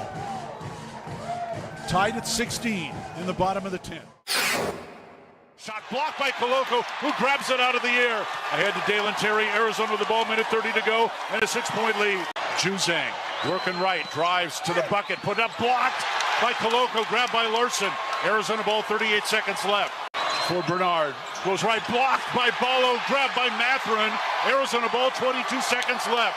Campbell down for the Bruins. Throw it out to Riley. He'll shoot the 3. Blocked again by Koloko. Ballo grabs it. It's over. Championship to Tucson. Hey, sports fans, it's Rich Herrera. Thank you so much for tuning into our stream. We'll be back in just a bit. Until then, how about some Arizona Wildcat highlights? 4th down and less than a yard. Trojans will go for it in a tie game. Slovis out of the shotgun. Step to his left. Step the handoff. It is good. Backfield and drop. No gain, loss on the play. Cats take over. That's a huge play by Arizona. Explosive play in the backfield that time. Shot blocked by Koloko, who grabs it out of the air. Ahead to Dalen Terry. Arizona with the ball, minute 30 to go, and a 6-point lead. Juzang working right, drives to the bucket, put up, blocked by Koloko, grabbed by Larson. Arizona ball, 38 seconds left. For Bernard, goes right, blocked by Ballo, grabbed by Matherin. Arizona ball, 22 seconds left. Campbell down for the Bruins. Throw it out to Riley. He'll shoot the 3. Blocked again by Koloko. Ballo grabs it. It's over. Championship to Tucson. Dalen Terry quickly the other way. Out to Tabellas. Down the lane to throw it down with the left hand. Look out. The locomotive slams it home. Hey, sports fans, it's Rich Herrera. Show will be back in just a little bit. Thanks for tuning into our stream. Until then, how about some great moments for the University of Arizona Wildcats? 4th down and 2, Arizona. Down 14-0. Wildcats on 4th down this year are 12 of 20. Offset backfield. Plummer to throw the ball, looking, throwing towards the back of the end zone, and it's hot! Touchdown, Arizona! Oh, did they need that? My goodness, Booby Curry had to leap in the air to take the ball over the top of the defender, and the Cats are on the field. ASU with the ball, down by 11, 3 to go, steal by Koloko. He's going to drive the other way and slam it home, and foul by Lawrence. Why Lawrence contested the big man, Christian Koloko, with defensive steal and flush. Lawrence picks up his 3rd foul. Big guys love to play point guard. Koloko looked like one driving down that was from mid-court. 3-point lead again for TCU. Down to 30 seconds left. Matherin with the ball for the Wildcats. Matherin around a Koloko screen, picked up by Lampkin. Go outside for Koloko, feed it to Terry, right corner. Terry can't go baseline, circles back out top to Matherin. 10 to shoot, 16 left in the ballgame. Matherin, 3 balls straight away, good! That's a huge shot for Ben Matherin in Arizona. Timeout TCU. This ball game is knotted up. 12.6 seconds to go. Ben Matherin drains a deep 3 from straight away. He's got 24 points, and we're all even. Hey, sports fans, this is Rich Herrera. Thanks so much for tuning into our stream. Back in just a bit. Until then, how about some highlights from the University of Arizona? McLeod's going to line up under center. Wiley, the running back. Receiver either side. 2 tight ends. Oregon, 5-man front. They shift. Play fake, rolling right. McLeod looking to throw. Going deep. Down, trying to find Berryhill. Makes the catch inside the 25-yard line. Still loose inside the 15. First down, Arizona. What a play by McLeod. He was smacked, but he had the presence of mind to know where Berryhill was. He threw the ball. Program in the captain's corner will be Ortiz Jenkins. We had Dr. Robert C. Robbins, the president of the university, roll through. We had KJ Efon roll through. Baby boy. We had Mark Keel come on the program. And people have been walking by looking for our next guest. It's time to go into the players-only meeting. Ladies and gentlemen, the one, the only, I got an intro. Antoine Kaysen will join us in the players-only meeting. Here we roll. Let's go inside the Wildcats Radio 1290 locker room for a players-only meeting. Here is our letterman, Glenn Howell, and the captain, Kelvin Efon. Well, we're real excited about our next guest here. Me and Kelvin, the captain, excited to have one of our all-time great first-round pick for the San Diego Chargers, Thorpe Award winner, first-team All-Pac. Man, we might run out of time just saying all his accolades. Yeah. This is a good brother, man. A really good. I think he's a really good person, because you know when you talk to people, you can feel them, and I feel that from my brother here, my Wildcat brother, Antoine Kaysen. I mean, just having him here and him accepting to come in and talk to us, we really appreciate it. Antoine, congratulations getting here. And thank you very much for coming in on the Players Only. And what are you doing right now? What you doing? Well, I want to say thank you to you. Ever since I've been here, I felt welcome by you. You've always come up to me. You've always made me feel welcome. You've always encouraged me. Yeah. So I just want to throw that right back at you, because those are the things that I remember when I first got here, wide-eyed freshman. And being in a new place, outside of home. This is where you become, a young man. Yeah. And for the first time, you're away from your parents, and you're taking care of your own responsibilities. Right. There's a lot of people here to support you, but then there's a lot that aren't. And you've always been someone that supports us as players. Yeah. Me, myself, that's been my experience. So I just wanted to tell you that. Thank you Thank you so much for all these years. All the way back to my days. Yeah. I'm OG now. Yeah. Always. I'm way back there. So what I'm doing back here, this is my first homecoming, believe it or not. After playing here, I wasn't able to come to homecoming because I was fortunate to play on Sundays. And then my schedule never matched up with the homecoming game, but I would come to one game a year here in Tucson, and then I would either go to the SC or UCLA game in LA. So I would see 2 games, but I never got to come back to see homecoming. And it's special to me because I'm launching the brand, Reach Unlimited. That's what I'm wearing now. And it was just born out of wanting to be a part of something that I created through sport, right? We put our names on all these big brands for so many years, for me for about 20 years. Now that I'm not playing anymore, I don't get that love or whatnot, which, okay, I understand, no problem. But I wanted to do something where now I feel great in it because we've worn these brands for so long. Well, let me start something of my own, and let me start at the college that I went to, where I have the connections, and I have the people that I've made relationships with and continue to grow with. So Reach Unlimited is a brand, and just the quick and dirty version is Nike, they started at the University of Oregon, but Nike just wasn't the University of Oregon. They were a brand as well. Under Armour started at the University of Maryland. They're not just Maryland, they're a brand as well. Gatorade, same thing. So Reach Unlimited is a brand as well, but I'm starting at the University of Arizona. And the Collegiate Collection is what you see that I have on, Arizona Collegiate Collection, and we're having an active line and a recovery line. Okay. I don't like the word athleisure for whatever reason. It's just, as an athlete, that's not our thing. Yeah. So active wear will be your cotton your dry fit, more technical finishes to get after it.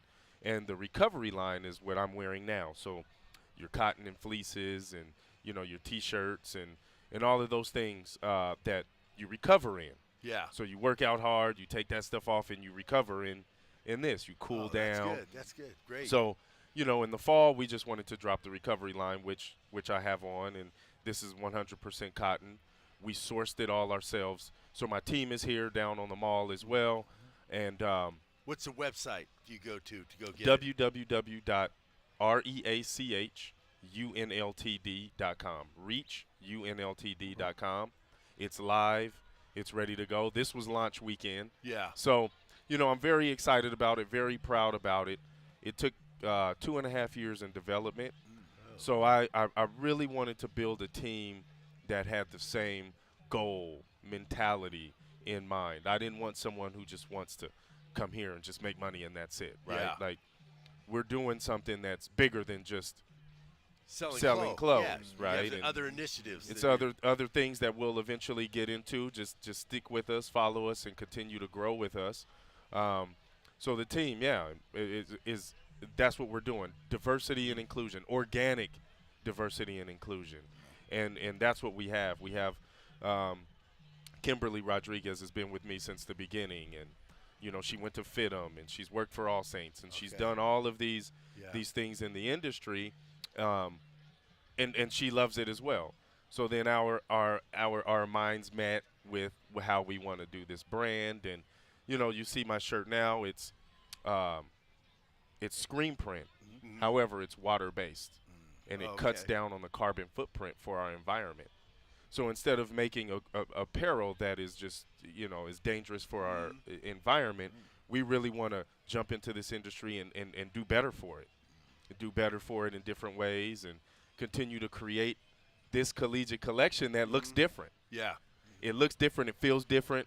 We're athletes, and nothing against the Arizona apparel, but why not us? Why not spruce it up a little bit and give a different flair and bring something to it? And it seems like you're using your athletic background to create a team to make you be successful. And that's what it is, that being a team member, you got Kimberly, you got all these people around you to create a team to be a successful business. And that's why I tell people that athletics brings a lot of things to you, but not just playing sports.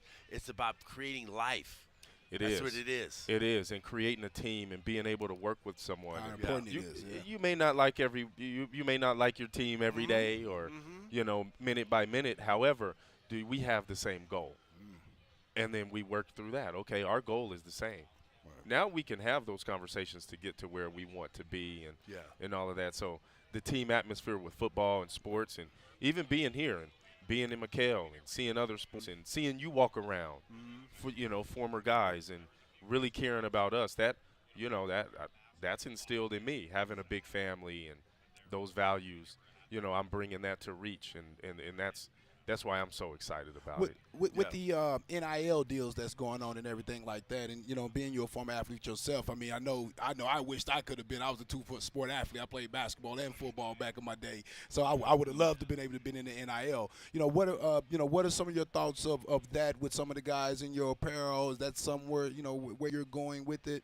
Yeah, so I'm working with Joey Medina and friends of Wilbur and Wilma. Yeah, so that's huge, and just being able to work with, and he's a former Wildcat, and being able to work with him on, okay, how can we start getting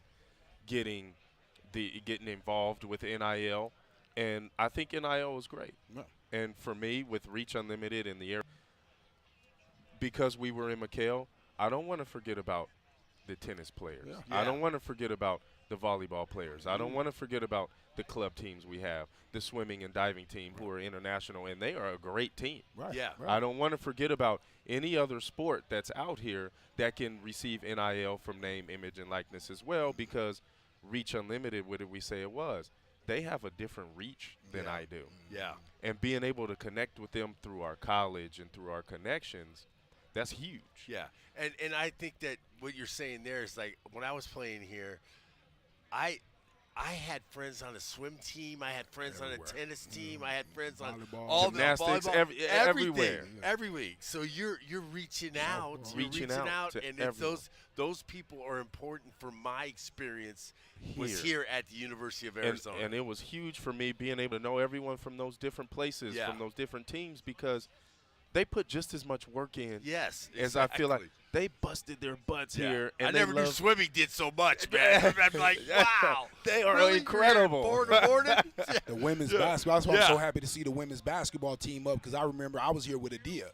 We came, and I remember how tough it was. They didn't have fans. Yeah. So now to see them getting 6,000, 7,000, Yeah. I mean, it's just amazing to see huge. how she growed that program. And so and so for me, I look at it as why not support them? Yeah. And that's their name, image, and likeness as well, and they put just as much hard work in. So that's one reason I like NIL. And yeah, there's some things that can be cleaned up. It's the beginning. We understand that, but let's help these youngsters, because like how you gave back to us. Yeah. You know, now it's my turn to just however I can give back to them and do something that creates that in their mind that, hey, after this, I could do something. I could create something as well.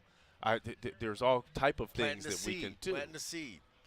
Yeah, and when you came here, I know that you come here as a bright-eyed kid. You're a freshman and everything. Who were some of the coaches that influenced you? Oh, it was Did huge. you have the same coach the whole 4 years you were here? With Mike and Mark, yes. Yes. There were other coaches that came in and out.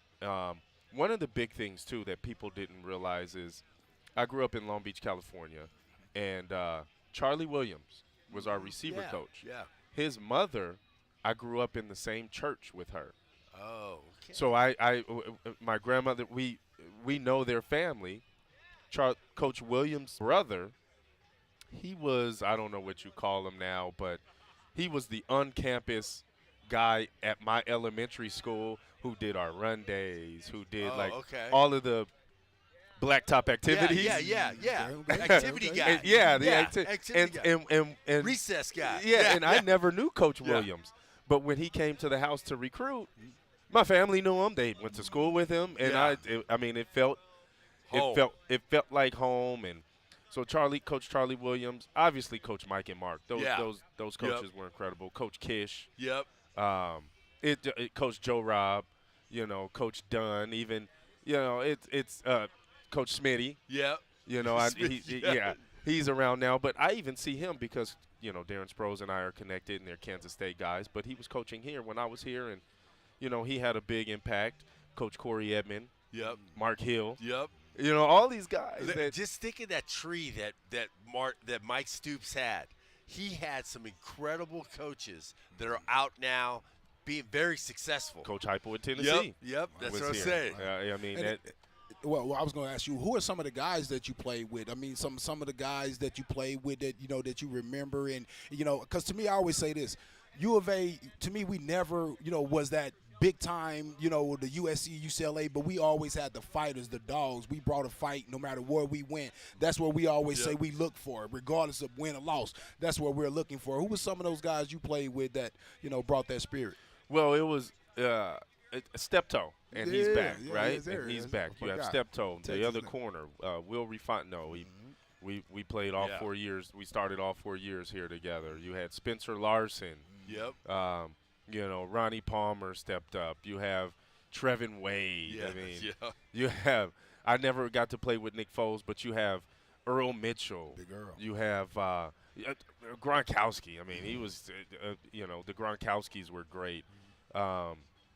We had Eric Levitre, who was a lineman and made it. Eben Britton. Big Eben. Yeah, I just talked to him we about had a few some weeks really ago. good players. Colin Baxter. We had who else was there? There was Chris Jennings. There was A.J. Johnson. We have so many guys, Mike Thomas, so many guys that contributed, and I don't want to leave anybody out just because, you know, Brooks Reed. How do you forget of Brooks Reed? Yeah, you know, we just had him on. We just had him on last week. And, you know, these guys were incredible, and you know, all of the whole team, man. It's just incredible. Grigsby came after and played well. Tailback. Willie Tuitama. Yeah. I mean, what kind of look at that buzz he created when he got it. Exactly. I could keep going on and on, but man. you know, that was incredible just to be a part of that. And two of my teammates last night came to support Reach, and Brandon Lopez. He's a Tucson guy. Brandon, and Garen McCone. That just you know, that stuff's huge. Yeah, and when was the time that you were at the University of Arizona when you said, "Man, I think I can play in the National Football League"? You know, I talked to Did you have that moment? I talk to youth all the time, and it's interesting because my career it was just the next step. Okay, I'm playing high school. Shoot, am I going to start on the freshman team? Yeah. Shoot. I played JV as a sophomore. No one believes it, but I did. I played JV, and I had to rotate. I didn't even start. My junior year, you know, I didn't start at the beginning, and then I worked my way into it. And then I said, hey, am I going to start? Yeah. Okay, I started. Okay, am I going to get a scholarship? Okay, I got a scholarship. So then when I got to Arizona, I was the 5th corner on the depth chart when I first got here. The 5th corner. In my true freshman year, the 5th corner. So I'm just looking like, all right, am I ever going to play here? You know, okay, am I going to play? Training camp goes on. First corner. Jeez, I'm starting in the pack. Yeah. That's huge. Yeah. So then from there, I was like, okay, am I going to make a play now? Right. It was literally step by step. Nice. And after my freshman year, and I was able to accomplish what I did, the next year, you know, of Coach Stoops is like, oh, well, they talk about sophomore slumps and all of this. I would have never known any of that. Yeah. Okay, shoot, am I going to play well again? Then after my sophomore year, I start hearing from scouts, shoot, I could do this. That's just kind of the progression, which is crazy. No one thinks of it that way. So you had a little doubt. But that's not bad. I don't think that's bad. bad. I don't think it's bad because that little doubt keeps you going. That little fear kept me going to the weight room at 6 a.m. to say, hey, I need some speed, coach. How can I? You know, we don't have to do anything super fast, but and they told me that. You know, hey, you don't have to do anything super fast. Just come get extra work. Yeah. I start getting up and doing extra work. Okay, how can I do this? And that little fear and doubt kept me like grinding. And Coach Edmonds was freaking awesome. He was amazing. Awesome. You know, and of course you see them over at Kentucky and doing what they're doing. Yeah. But they helped me in my development tremendously. Yeah, that's awesome. That's awesome. And what are some of the things that you can tell guys when you talk to the guys here playing in a big game? You know, the Oregon game when you guys took them out, you know, 2005. Facts. You practice so hard that you're prepared for Saturday. Yes. So the big game should not be a surprise to you, because I don't care who you are. If you and I play chess 2 times a week for 6 months, if you move your rook over here, you have a tendency. Oh, I'm going to have an idea of what you're going to do on your next move if I start doing this. That's the film study process. That coach has tendencies and plays that he likes to run. Yeah. Start watching that film to see that. You know how you watch your favorite movie and you can recite all of the lines? Yes. It's because you've watched it over and over. And then you go back and see something that you didn't see. And So that's why you keep watching. And that's the film process. Go watch film over and over and over, and you'll start seeing trends. Yeah. And then you get out on that field with the ability that you already have, and you're able to make a play. I don't care if this receiver is me, him, her, Jerry Rice. If the offensive coordinator calls a post, they have to run a post out of this formation on this part of the field, and you're prepared for that. Yeah. So Saturday in the big game, like the Oregon, I had a good idea of what was going to come. So the bright lights, that was now, oh, this is my time to shine. Oh, yeah, I see it. Here it comes. Here it comes. Here it comes. Yeah. Now make a play. Yeah. Don't overdo it. Don't put too much pressure on yourself because it's the same game. Yeah. The same field. Yep. The same width. They're just coming in with a ranking that could get opportunity. You I always say this. I always say I want to get the teams at their top, at their best. USC coming off this loss right now, they're going to be extra hype. They're going to be extra homey. For sure. That's great. Bring them on because, again, that gives you an opportunity to make a name for yourself and your school. And the thing is that if you're listening right now, parents, and if your kids understand what he's saying, he is saying that you need to be a student of the game. If you want to be really successful, you cannot be successful if you're not a student of the game. Yeah, you could do all the workouts you want, but if you're not a student of the game and you're not mentally prepared, you cannot be successful. There's so many other people working out too. Such a growth spell. So many others working out just as hard. Yep. What are you doing and what time are you putting in to just be a little different or to just be a little bit more prepared, right? And you look at this game, and I tell the guys all the time, you look at this game for USC. Let's realistically look at it. Let's say we're not Arizona. This is a game that these guys look at their schedule and say, we're going to win this game. Yeah. They check off, okay, we'll beat them, we'll beat them, we'll beat them. That's, again, as you said, opportunity baby, to make a play because everyone's going to watch and everyone's thinking that we're just going to come in here and beat you. That was the chip that I always had, and I never wanted that to leave. And so I just try and let them know that, as you said, student of the game is huge. And it's hard to be a student. Yeah. Again, and I'm sorry, I tell these guys too, don't be afraid to ask for help. Yeah. Hey, coach, how do I watch film? Yeah. Right. Yeah. Hey, coach, how do I look at tendencies? Yeah. Or go to one of your older teammates. Maybe they know. You see somebody that good at something, hey, go rub, as I heard before, they say go rub shoulder, attach yourself to the hip of that guy. Yeah. We have programs on this. But, you were very successful at it. One of the best DBs we had. I was captain on the 12-1 team with Chris McAllister. So, you were the guys, same type of elk there. What I wanted to ask you is, when you're watching these DBs play right now, what are some of the things you think as far as tackling? Because, first they was talking about what was the wrestling tackling, I guess, where they jump on their back or something like that. What do you think is, as a DB, you played against some of the best running backs in the league, and I think those are some of the hardest guys to tackle in the world, right? What do you think are some good strategies to take some of these backs down and get them down? So what I tell all my youth kids I coach, tackling first is an attitude. Hey, now, do you want disposition to bring that person down? Give me a bear down for that one. Do you want to bring that person down? Yeah. Let's start there. If you say yes, okay, and it just goes as simple as the kids. Do you want to? Okay, yeah. All right, just take a look at him. Where do you think the best place would be to go knock him, to make him fall? And they start pointing. Okay, so when you see him running at you, you have to want to. Then you have to have no fear in doing it, and then go attack what you think is going to knock this person down. Yeah. And it doesn't have to look sexy. No. It doesn't have to look get pretty. down. Yeah. Just bring them down. That's awesome. And then from there, I teach the technique. Yeah, it's really that simple at the end of the day, man. and it starts with that attitude. As he said, we always say it's that attitude. Hey, my guy, brother Judge.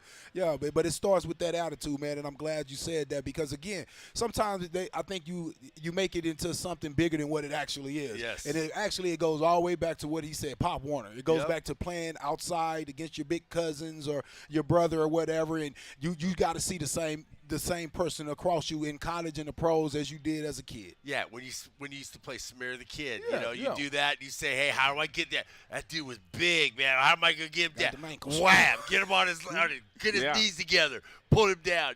All those things. All those things. Those are your instincts. And I tell kids my story when I was 8 years old, my first time playing football. Hey, I was nervous too. I was a little intimidated. Everybody get them bubble they butts. put me at kick return because I was fast and nimble and stuff, and they kicked the ball off to me. I'm 8, and we were playing a team that was pretty big, I thought. And I was a smaller kid. Yeah. No one blocked, so it was like 3 guys unblocked running at me, and they were running fast. The ball on the kickoff, is live. Yeah. I just let it go. Yeah. The coach, is yelling. Yeah, He's what like, are you what are you doing? I was like, Coach, nobody was blocking, and they were big. Yeah. I'm not picking that up. Yeah. So I tell him that story, and it kind of loosens him up a little bit. And then I say, then I started to get a little bit more confident. Hey, I could have picked that up. Maybe he would have missed. Yeah. You never know, but don't be intimidated by someone you don't know can actually make the tackle. Make him make the tackle. Make him, man. Yeah. or make him make you miss. Yeah.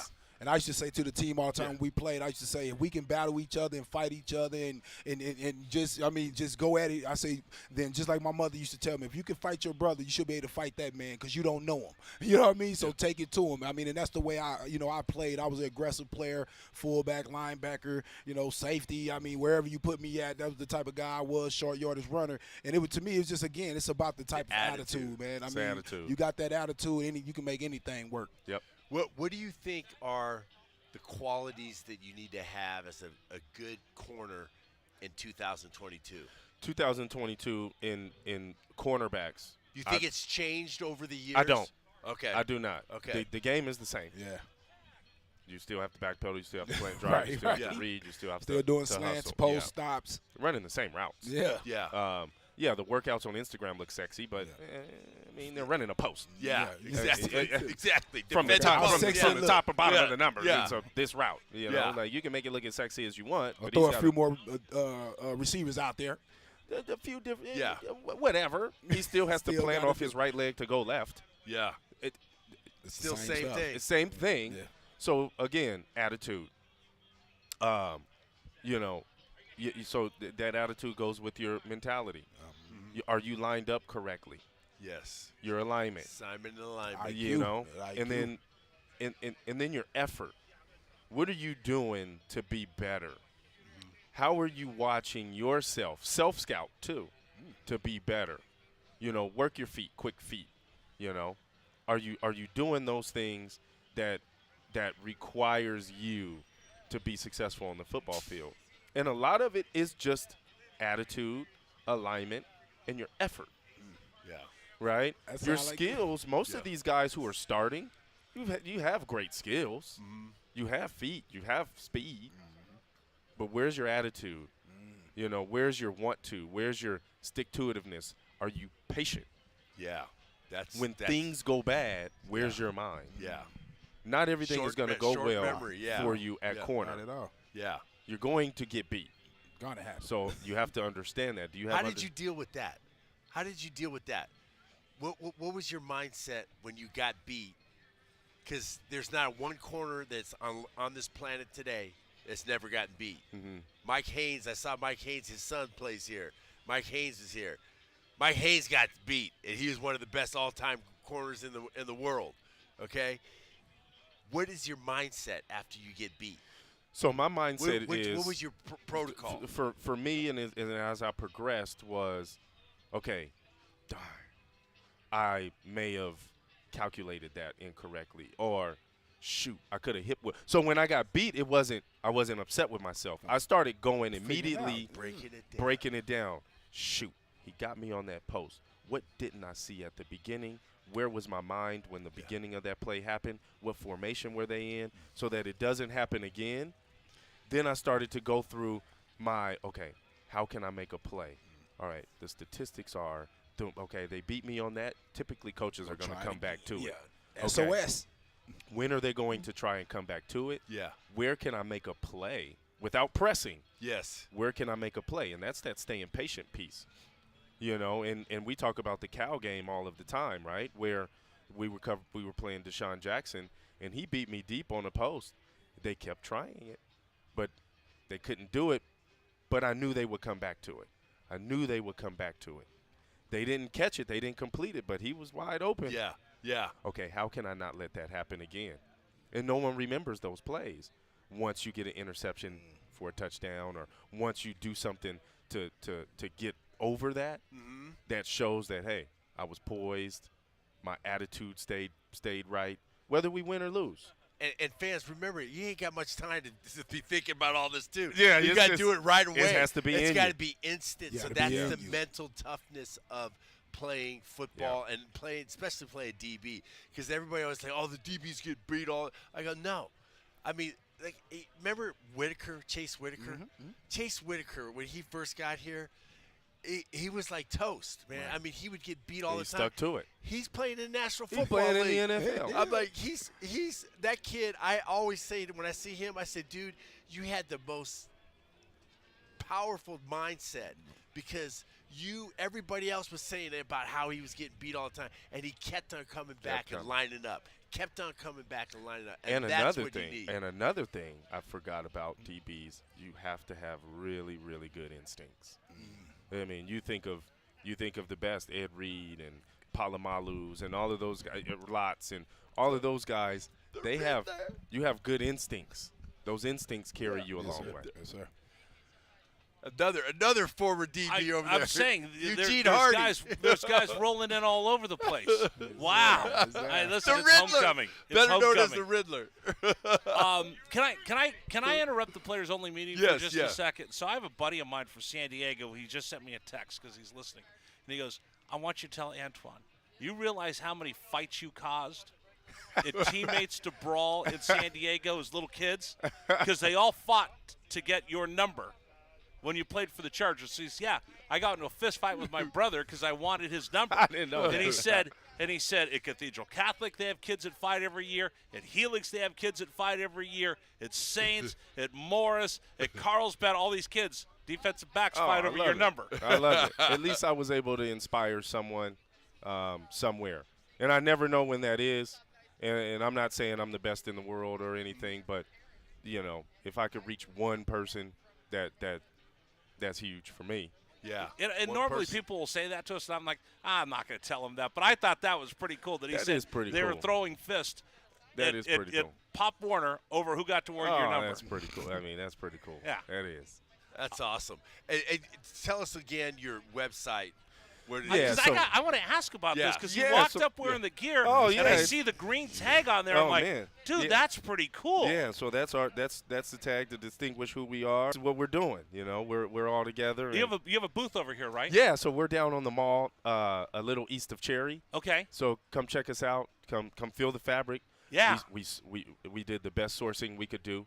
We're full cut and sew, so it's not like I'm going and buying a blank T-shirt and printing on it. Oh, yeah. So we're cutting and sewing this ourselves and the whole supply chain. So that's what took us 2 years is, I wasn't going to half-ass do anything. Yeah, I was going to dive in and do my best to make this the best it could be and continue to get better. And that's why we're doing the screen printing the way we're doing it, the embroidery and, making it a fun experience. And when you put it on, you just feel good. Yeah. He looks more comfortable than the three of us. Yeah.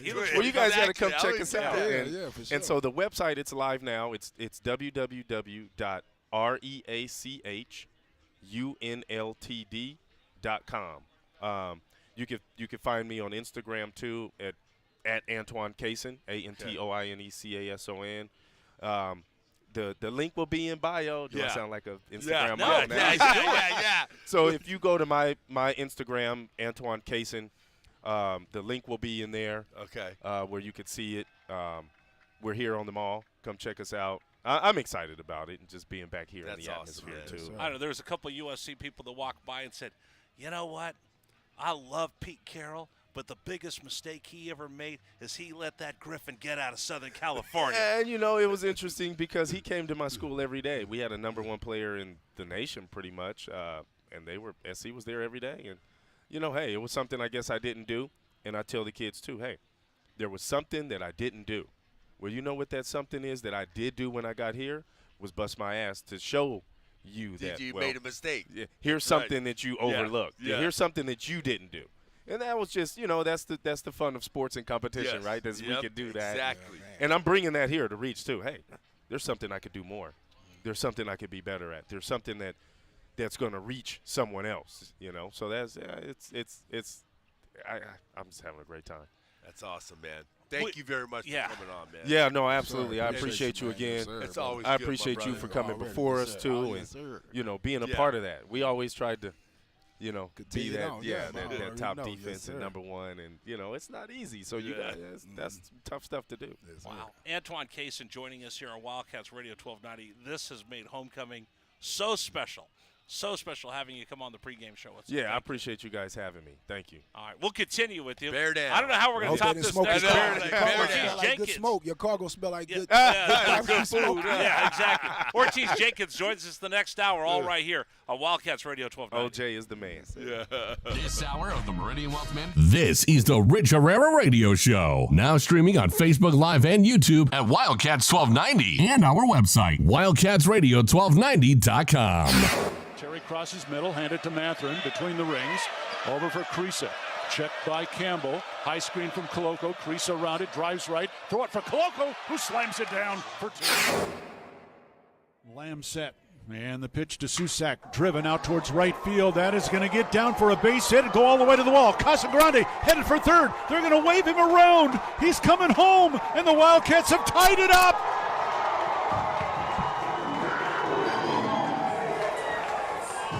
Susak with an RBI double to right center. And we're still playing ball. Tied at 16 in the bottom of the 10th. Shot blocked by Koloko, who grabs it out of the air. Ahead to Dalen Terry, Arizona with the ball, minute 30 to go, and a 6-point lead. Juzang working right, drives to the bucket, put up, blocked by Koloko, grabbed by Larson. Arizona ball, 38 seconds left. For Bernard, goes right, blocked by Ballo, grabbed by Matherin. Arizona ball, 22 seconds left. Campbell down for the Bruins, throw it out to Riley. He'll shoot the three, blocked again by Koloko. Ballo grabs it, it's over. Championship to Tucson. Hey, sports fans, it's Rich Herrera. Thank you so much for tuning into our stream. We'll be back in just a bit. Until then, how about some Arizona Wildcat highlights? Fourth down and less than a yard. Trojans will go for it in a tie game. Slovis out of the shotgun. Step to his left. Step to hand off. Into the backfield and drop. No gain, loss on the play. Cats take over. That's a huge play by Arizona. Explosive play in the backfield that time. Shot blocked by Koloko, who grabs it out of the air. Ahead to Dalen Terry, Arizona with the ball, minute 30 to go, and a 6-point lead. Juzang working right, drives to the bucket, put up, blocked by Koloko, grabbed by Larson. Arizona ball, 38 seconds left. For Bernard, goes right, blocked by Ballo, grabbed by Matherin. Arizona ball, 22 seconds left. Campbell down for the Bruins, throw it out to Riley. He'll shoot the three, blocked again by Koloko. Ballo grabs it, it's over. Championship to Tucson. Dalen Terry quickly the other way, out to Tabellas, down the lane to throw it down with the left hand. Look out, the locomotive slams it home. Hey, sports fans, it's Rich Herrera. Show will be back in just a little bit. Thanks for tuning into our stream. Until then, how about some great moments from the University of Arizona Wildcats? Fourth down and 2, Arizona. Down 14-0. Wildcats on fourth down this year are 12 of 20. Offset backfield. Plummer to throw the ball, looking, throwing towards the back of the end zone, and it's hot! Touchdown, Arizona! Oh, did they need that? My goodness, Booby Curry had to leap in the air to take the ball over the top of the defender, and the Cats are on the board. ASU with the ball, down by 11, so they have to go. Steal by Koloko. He's going to drive the other way and slam it home, and foul by Lawrence. Why Lawrence contested the big man, Christian Koloko, with defensive steal and flush. Lawrence picks up his third foul. Big guys love to play point guard. Koloko looked like one driving down that was from mid-court. 3-point lead again for TCU. Down to 30 seconds left. Matherin with the ball for the Wildcats. Matherin around a Koloko screen, picked up by Lampkin. Go outside for Koloko. Feed it to Terry, right corner. Terry can't go baseline. Circles back out top to Matherin. 10 to shoot. 16 left in the ballgame. Matherin, 3 balls straight away. Good! That's a huge shot for Ben Matherin in Arizona. Timeout TCU. This ball game is knotted up. 12.6 seconds to go. Ben Matherin drains a deep 3 from straight away. He's got 24 points, and we're all even. Hey, sports fans, this is Rich Herrera. Thanks so much for tuning into our stream. Back in just a bit. Until then, how about some highlights from the University of Arizona? McLeod's going to line up under center. Wiley, the running back. Receiver either side. two tight ends. Oregon, 5-man front. They shift. Play fake, rolling right. McLeod looking to throw, going deep. Down. We continue with you here on Wildcats Radio 1290. We're getting closer and closer and closer to the 4 o'clock kick. We'll be on the air with you for another hour before we turn it over to Brian Jeffries, the crew from Learfield, to take you right up until the kickoff. 4 o'clock is the scheduled kickoff. Arizona taking on the University of Southern California for what could be the very last time we'll see the Trojans, Cardinal and Gold, here in Tucson. Time now to take a look at the pest of the game. It's brought to you by our friends at University Pest Control. Who is the pest the Wildcats need to be free from to win today's game? The pest of the game is brought to you by University Termite and Pest Control. BePestFree.com. Oh, there's a whole bunch of people we'd like to be rid of today as far as the USC Trojans as the men of Troy come in to Tucson, Arizona. Guys, I guess first and foremost we can look at the offense. You can go all over the place. They've got running backs. They've got linemen. They've got a great trio of wide receivers. They got quarterbacks. I'll let you pick, Glenn.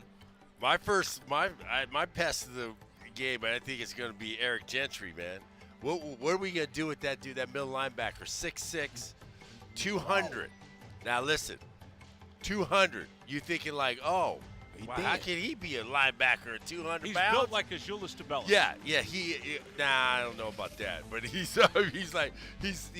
might be that a little bit that height, but he is like a guy that we need. I think we need to run right at him. We need to go right at him.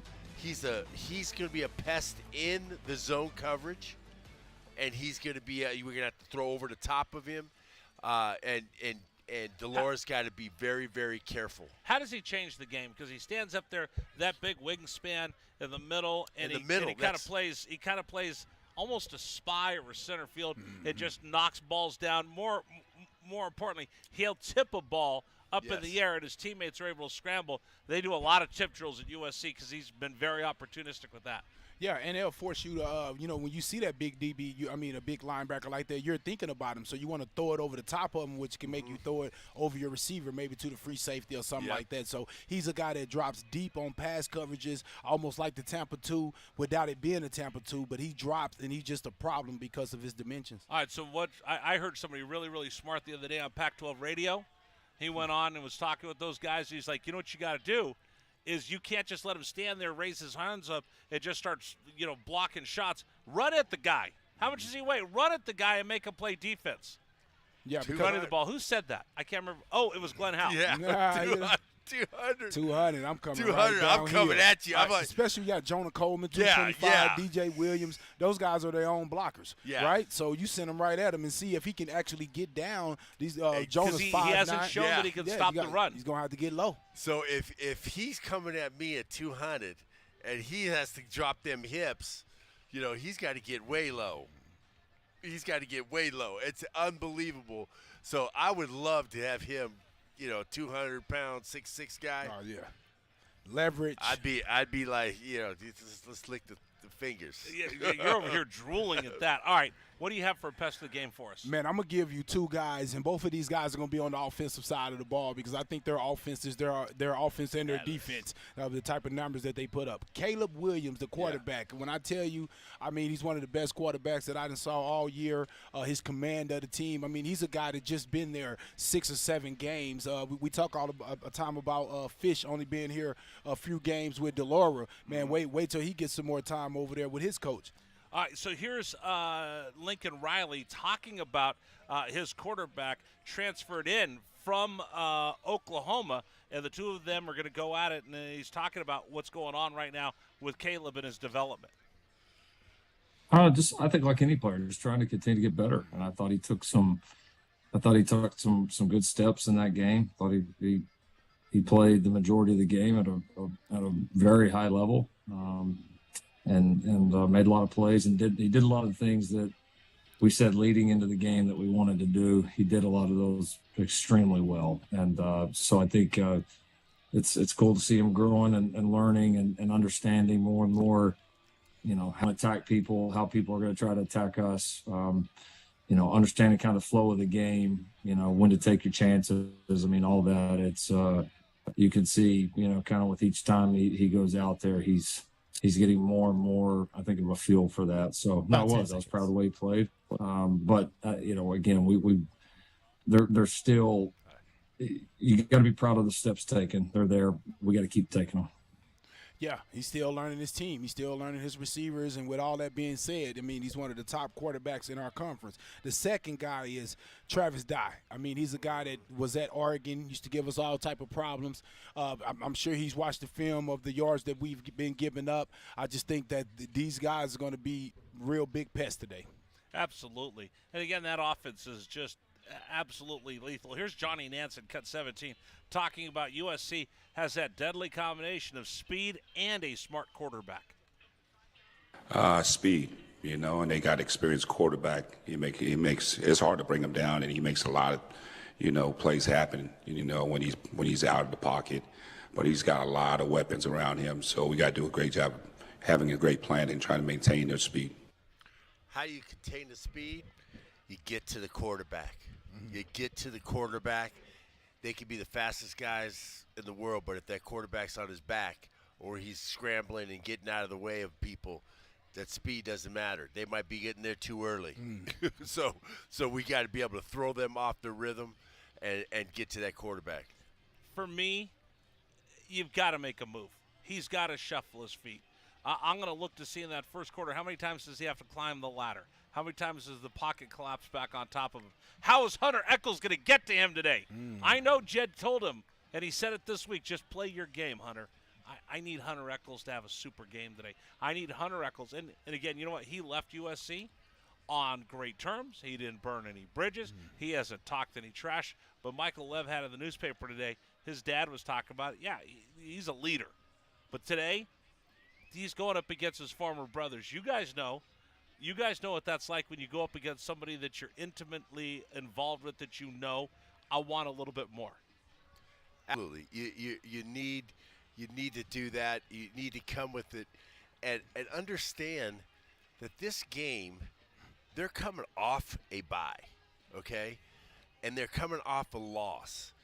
They're going to have an attitude that they're going to have to show the press. Right. They're not talking about anybody else. They want to show the press. Yeah, they're looking over us. They're like, we got to show them that we are back and we're ready to get ready back into the hunt for the playoffs. And they're going to try to drop at least 60 on us. At least 60. Easily, because this is, again, one of those beauty pageant games, right? This is a beauty contest for USC. All right, how much are you going to beat Arizona by? You beat Arizona by 10, people like, what's going on over there? You smash Arizona by 25. All right, you know what? USC's back. It was just that little thing against Utah.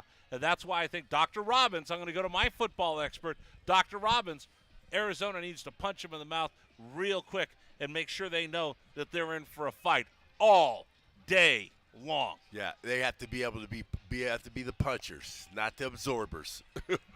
Yeah, no, exactly, and that's what it's going to take versus a team like this. If you don't come out and show them that they're in a fight, they're going to try to just do whatever they want to you. So you got to bring the fight to the Trojans.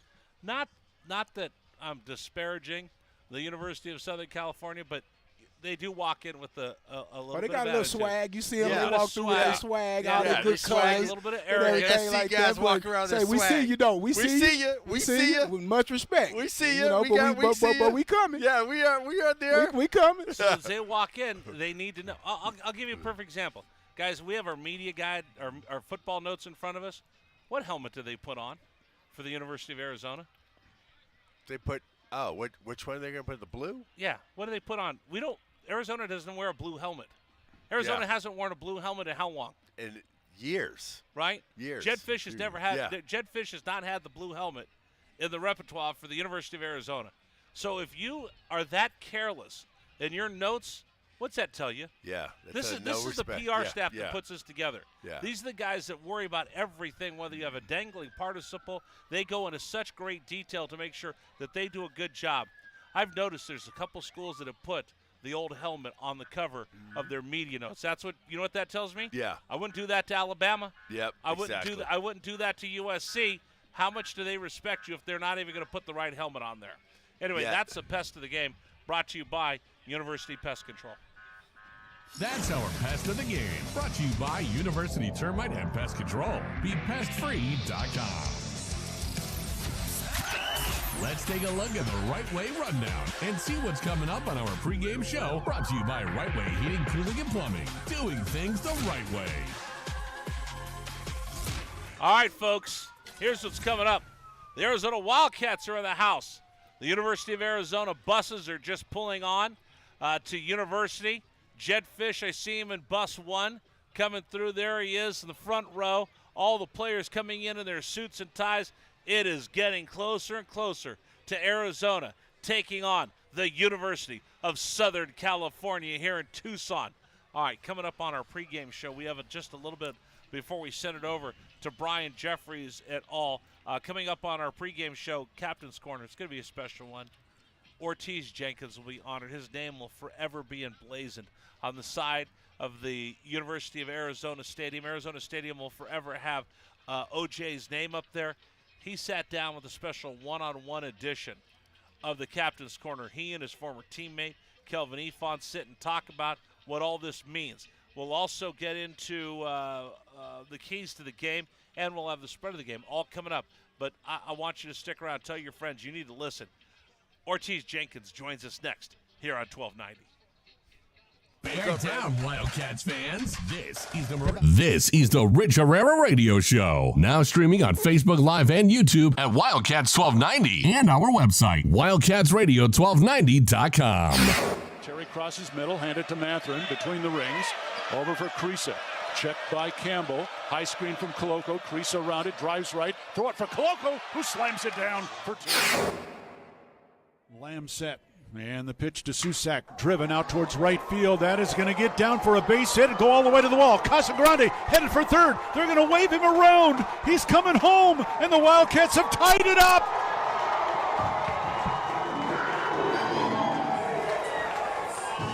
Susak with an RBI double to right center. And we're still playing ball. Tied at 16 in the bottom of the 10th. Shot blocked by Koloko, who grabs it out of the air. Ahead to Dalen Terry, Arizona with the ball, minute 30 to go, and a 6-point lead. Juzang working right, drives to the bucket, put up, blocked by Koloko, grabbed by Larson. Arizona ball, 38 seconds left. For Bernard, goes right, blocked by Ballo, grabbed by Matherin.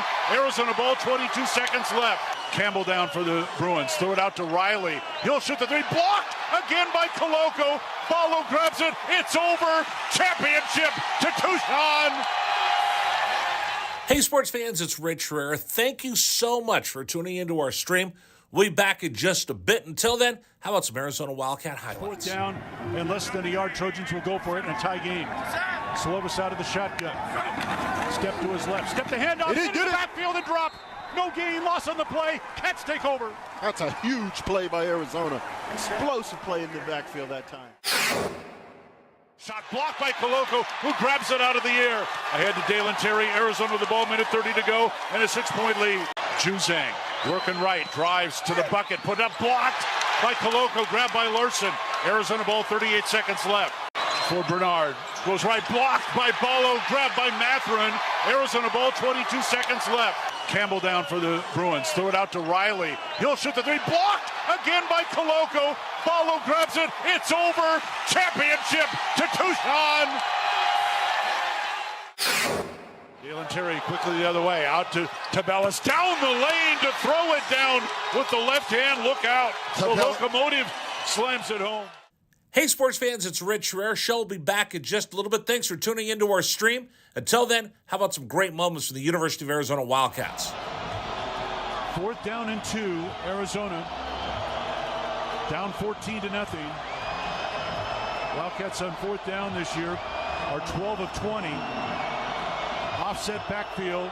Plummer to throw the ball, looking, throwing towards the back of the end zone, and it's caught. Touchdown, Arizona. Oh, did they need that? My goodness. Booby Curry had to leap in the air to take the ball over the top of the defender, and the Cats are on the field. ASU with the ball. Down by 11, 3 have to go. Steal by Koloko. He's going to drive the other way and slam it home, and foul by Lawrence. Lawrence contested the big man, Christian Koloko, with defensive steal and flush. Lawrence picks up his third foul. Big guys love to play point guard. Koloko looked like what, driving down that was from midcourt. 3-point lead again for TCU. Down to 30 seconds left. Matherin with the ball for the Wildcats. Matherin around a Koloko screen, picked up by Lampkin. Go outside for Koloko. Feed it to Terry, right corner. Terry can't go baseline. Circles back out top to Matherin. 10 to shoot. 16 left in the ballgame. Matherin, 3 balls straight away. Good! That's We're tied. Huge shot for Ben Matherin in Arizona. Timeout TCU. This ball game is knotted up. 12.6 seconds to go. Ben Matherin drains a deep 3 from straight away. He's got 24 points, and we're all even. Hey, sports fans, this is Rich Herrera. Thanks so much for tuning into our stream. Back in just a bit. Until then, how about some highlights from the University of Arizona? McLeod's going to line up under center. Wiley, the running back. Receiver either side. 2 tight ends.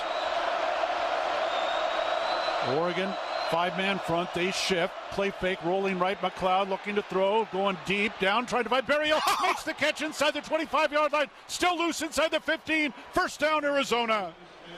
What a play by McLeod. He was smacked, but he had the...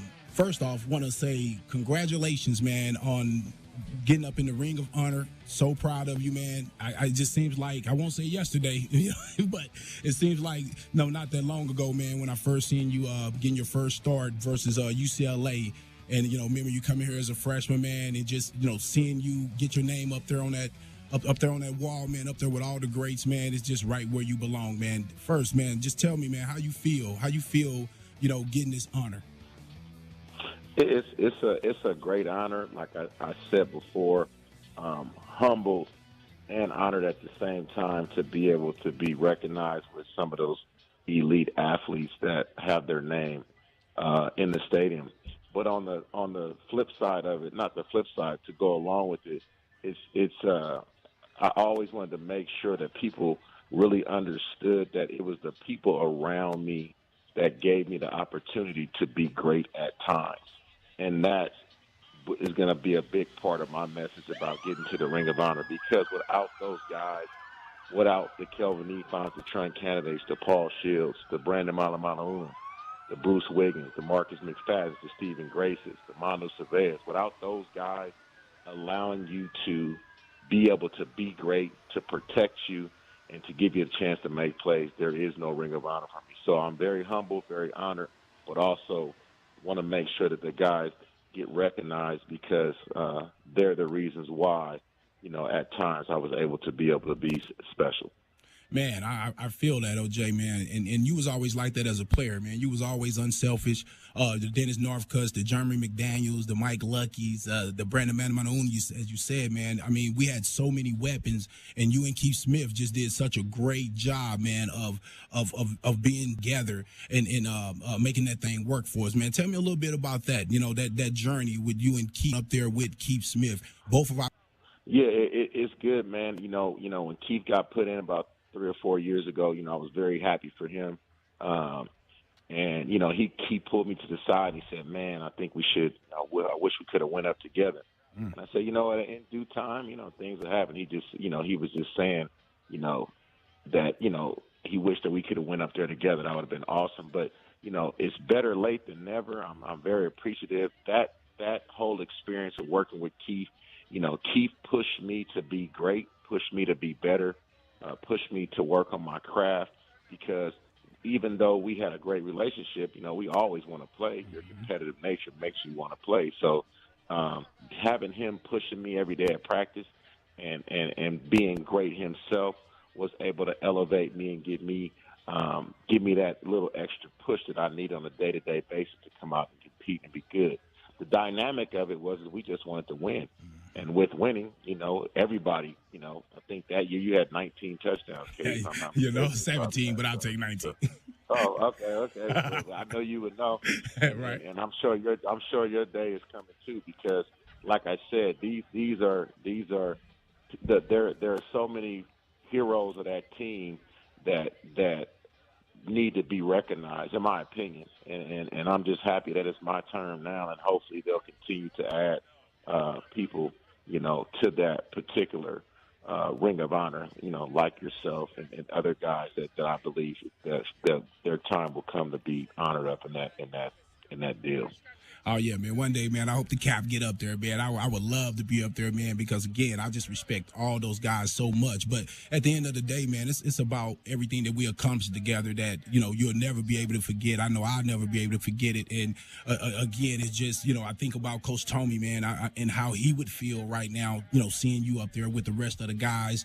Could you tell me a little bit about Coach Babers, maybe your high school coach, or even your mom, because I know these people were important, too, in helping you get to where you at? Yeah. It started from the foundation, single parent home with my mom. I tell people all the time, Coach Tomey. I just talked to Nancy last week. I'm going to hopefully see her when I get down there on Saturday. That's Coach Tomey's wife.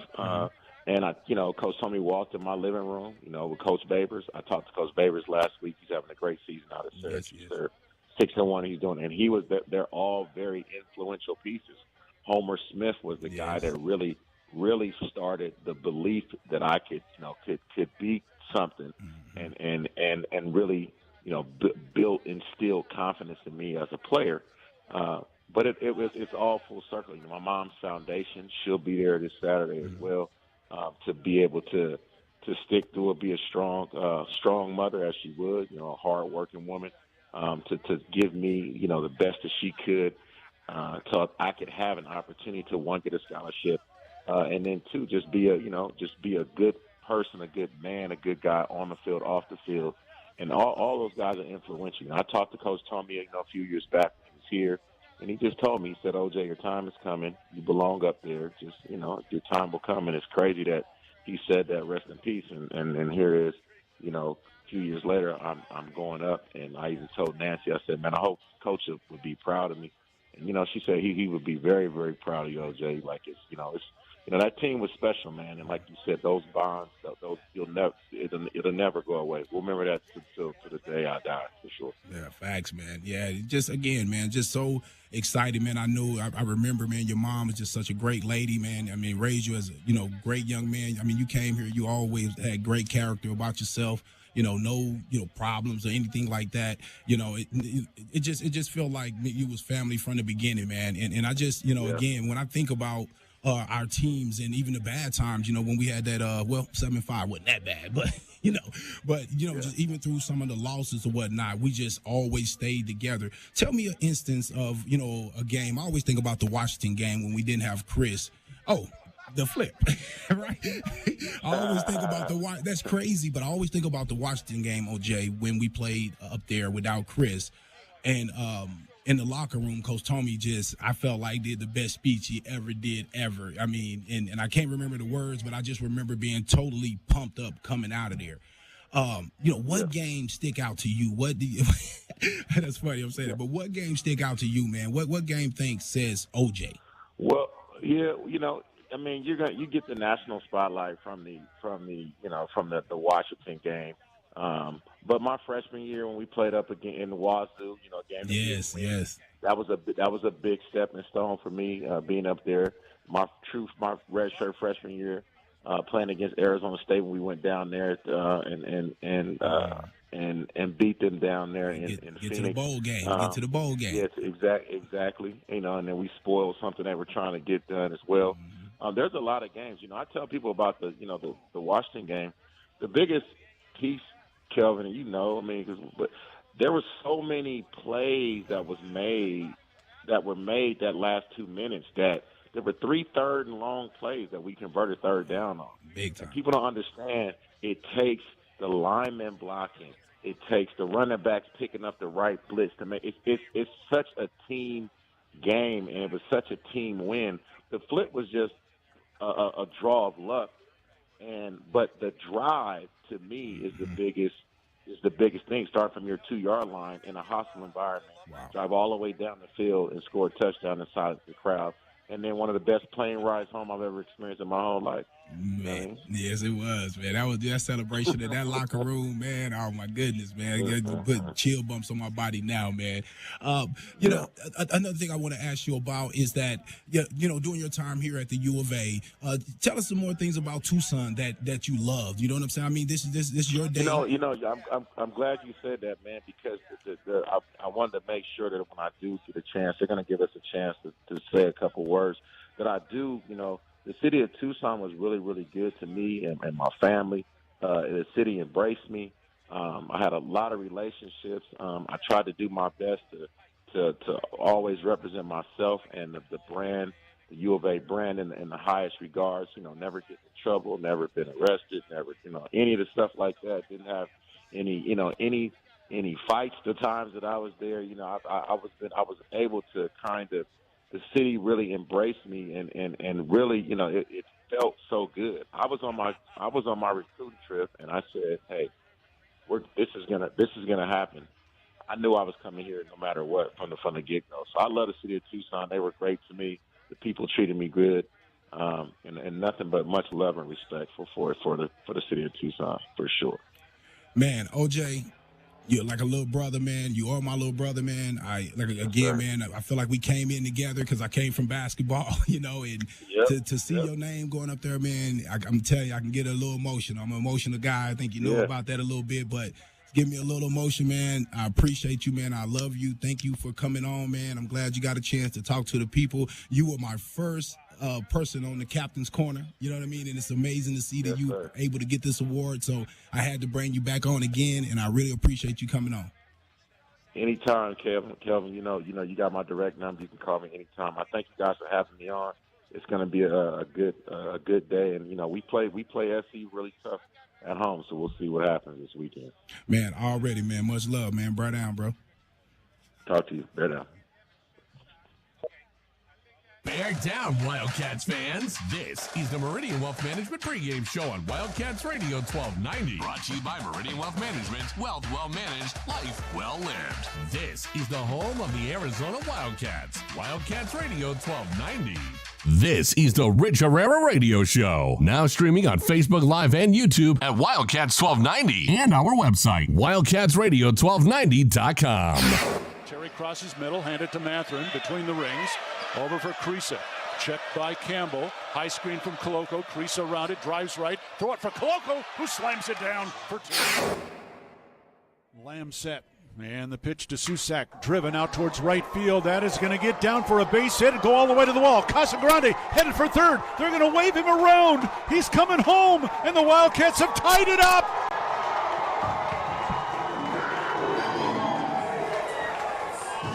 Susak with an RBI double to right center.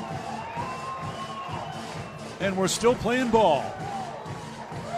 Tied at 16 in the bottom of the 10th. Shot blocked by Koloko, who grabs it out of the air. Ahead to Dalen Terry, Arizona with the ball, minute 30 to go, and a 6-point lead. Juzang working right, drives to the bucket, put up, blocked by Koloko, grabbed by Larson. Arizona ball, 38 seconds left.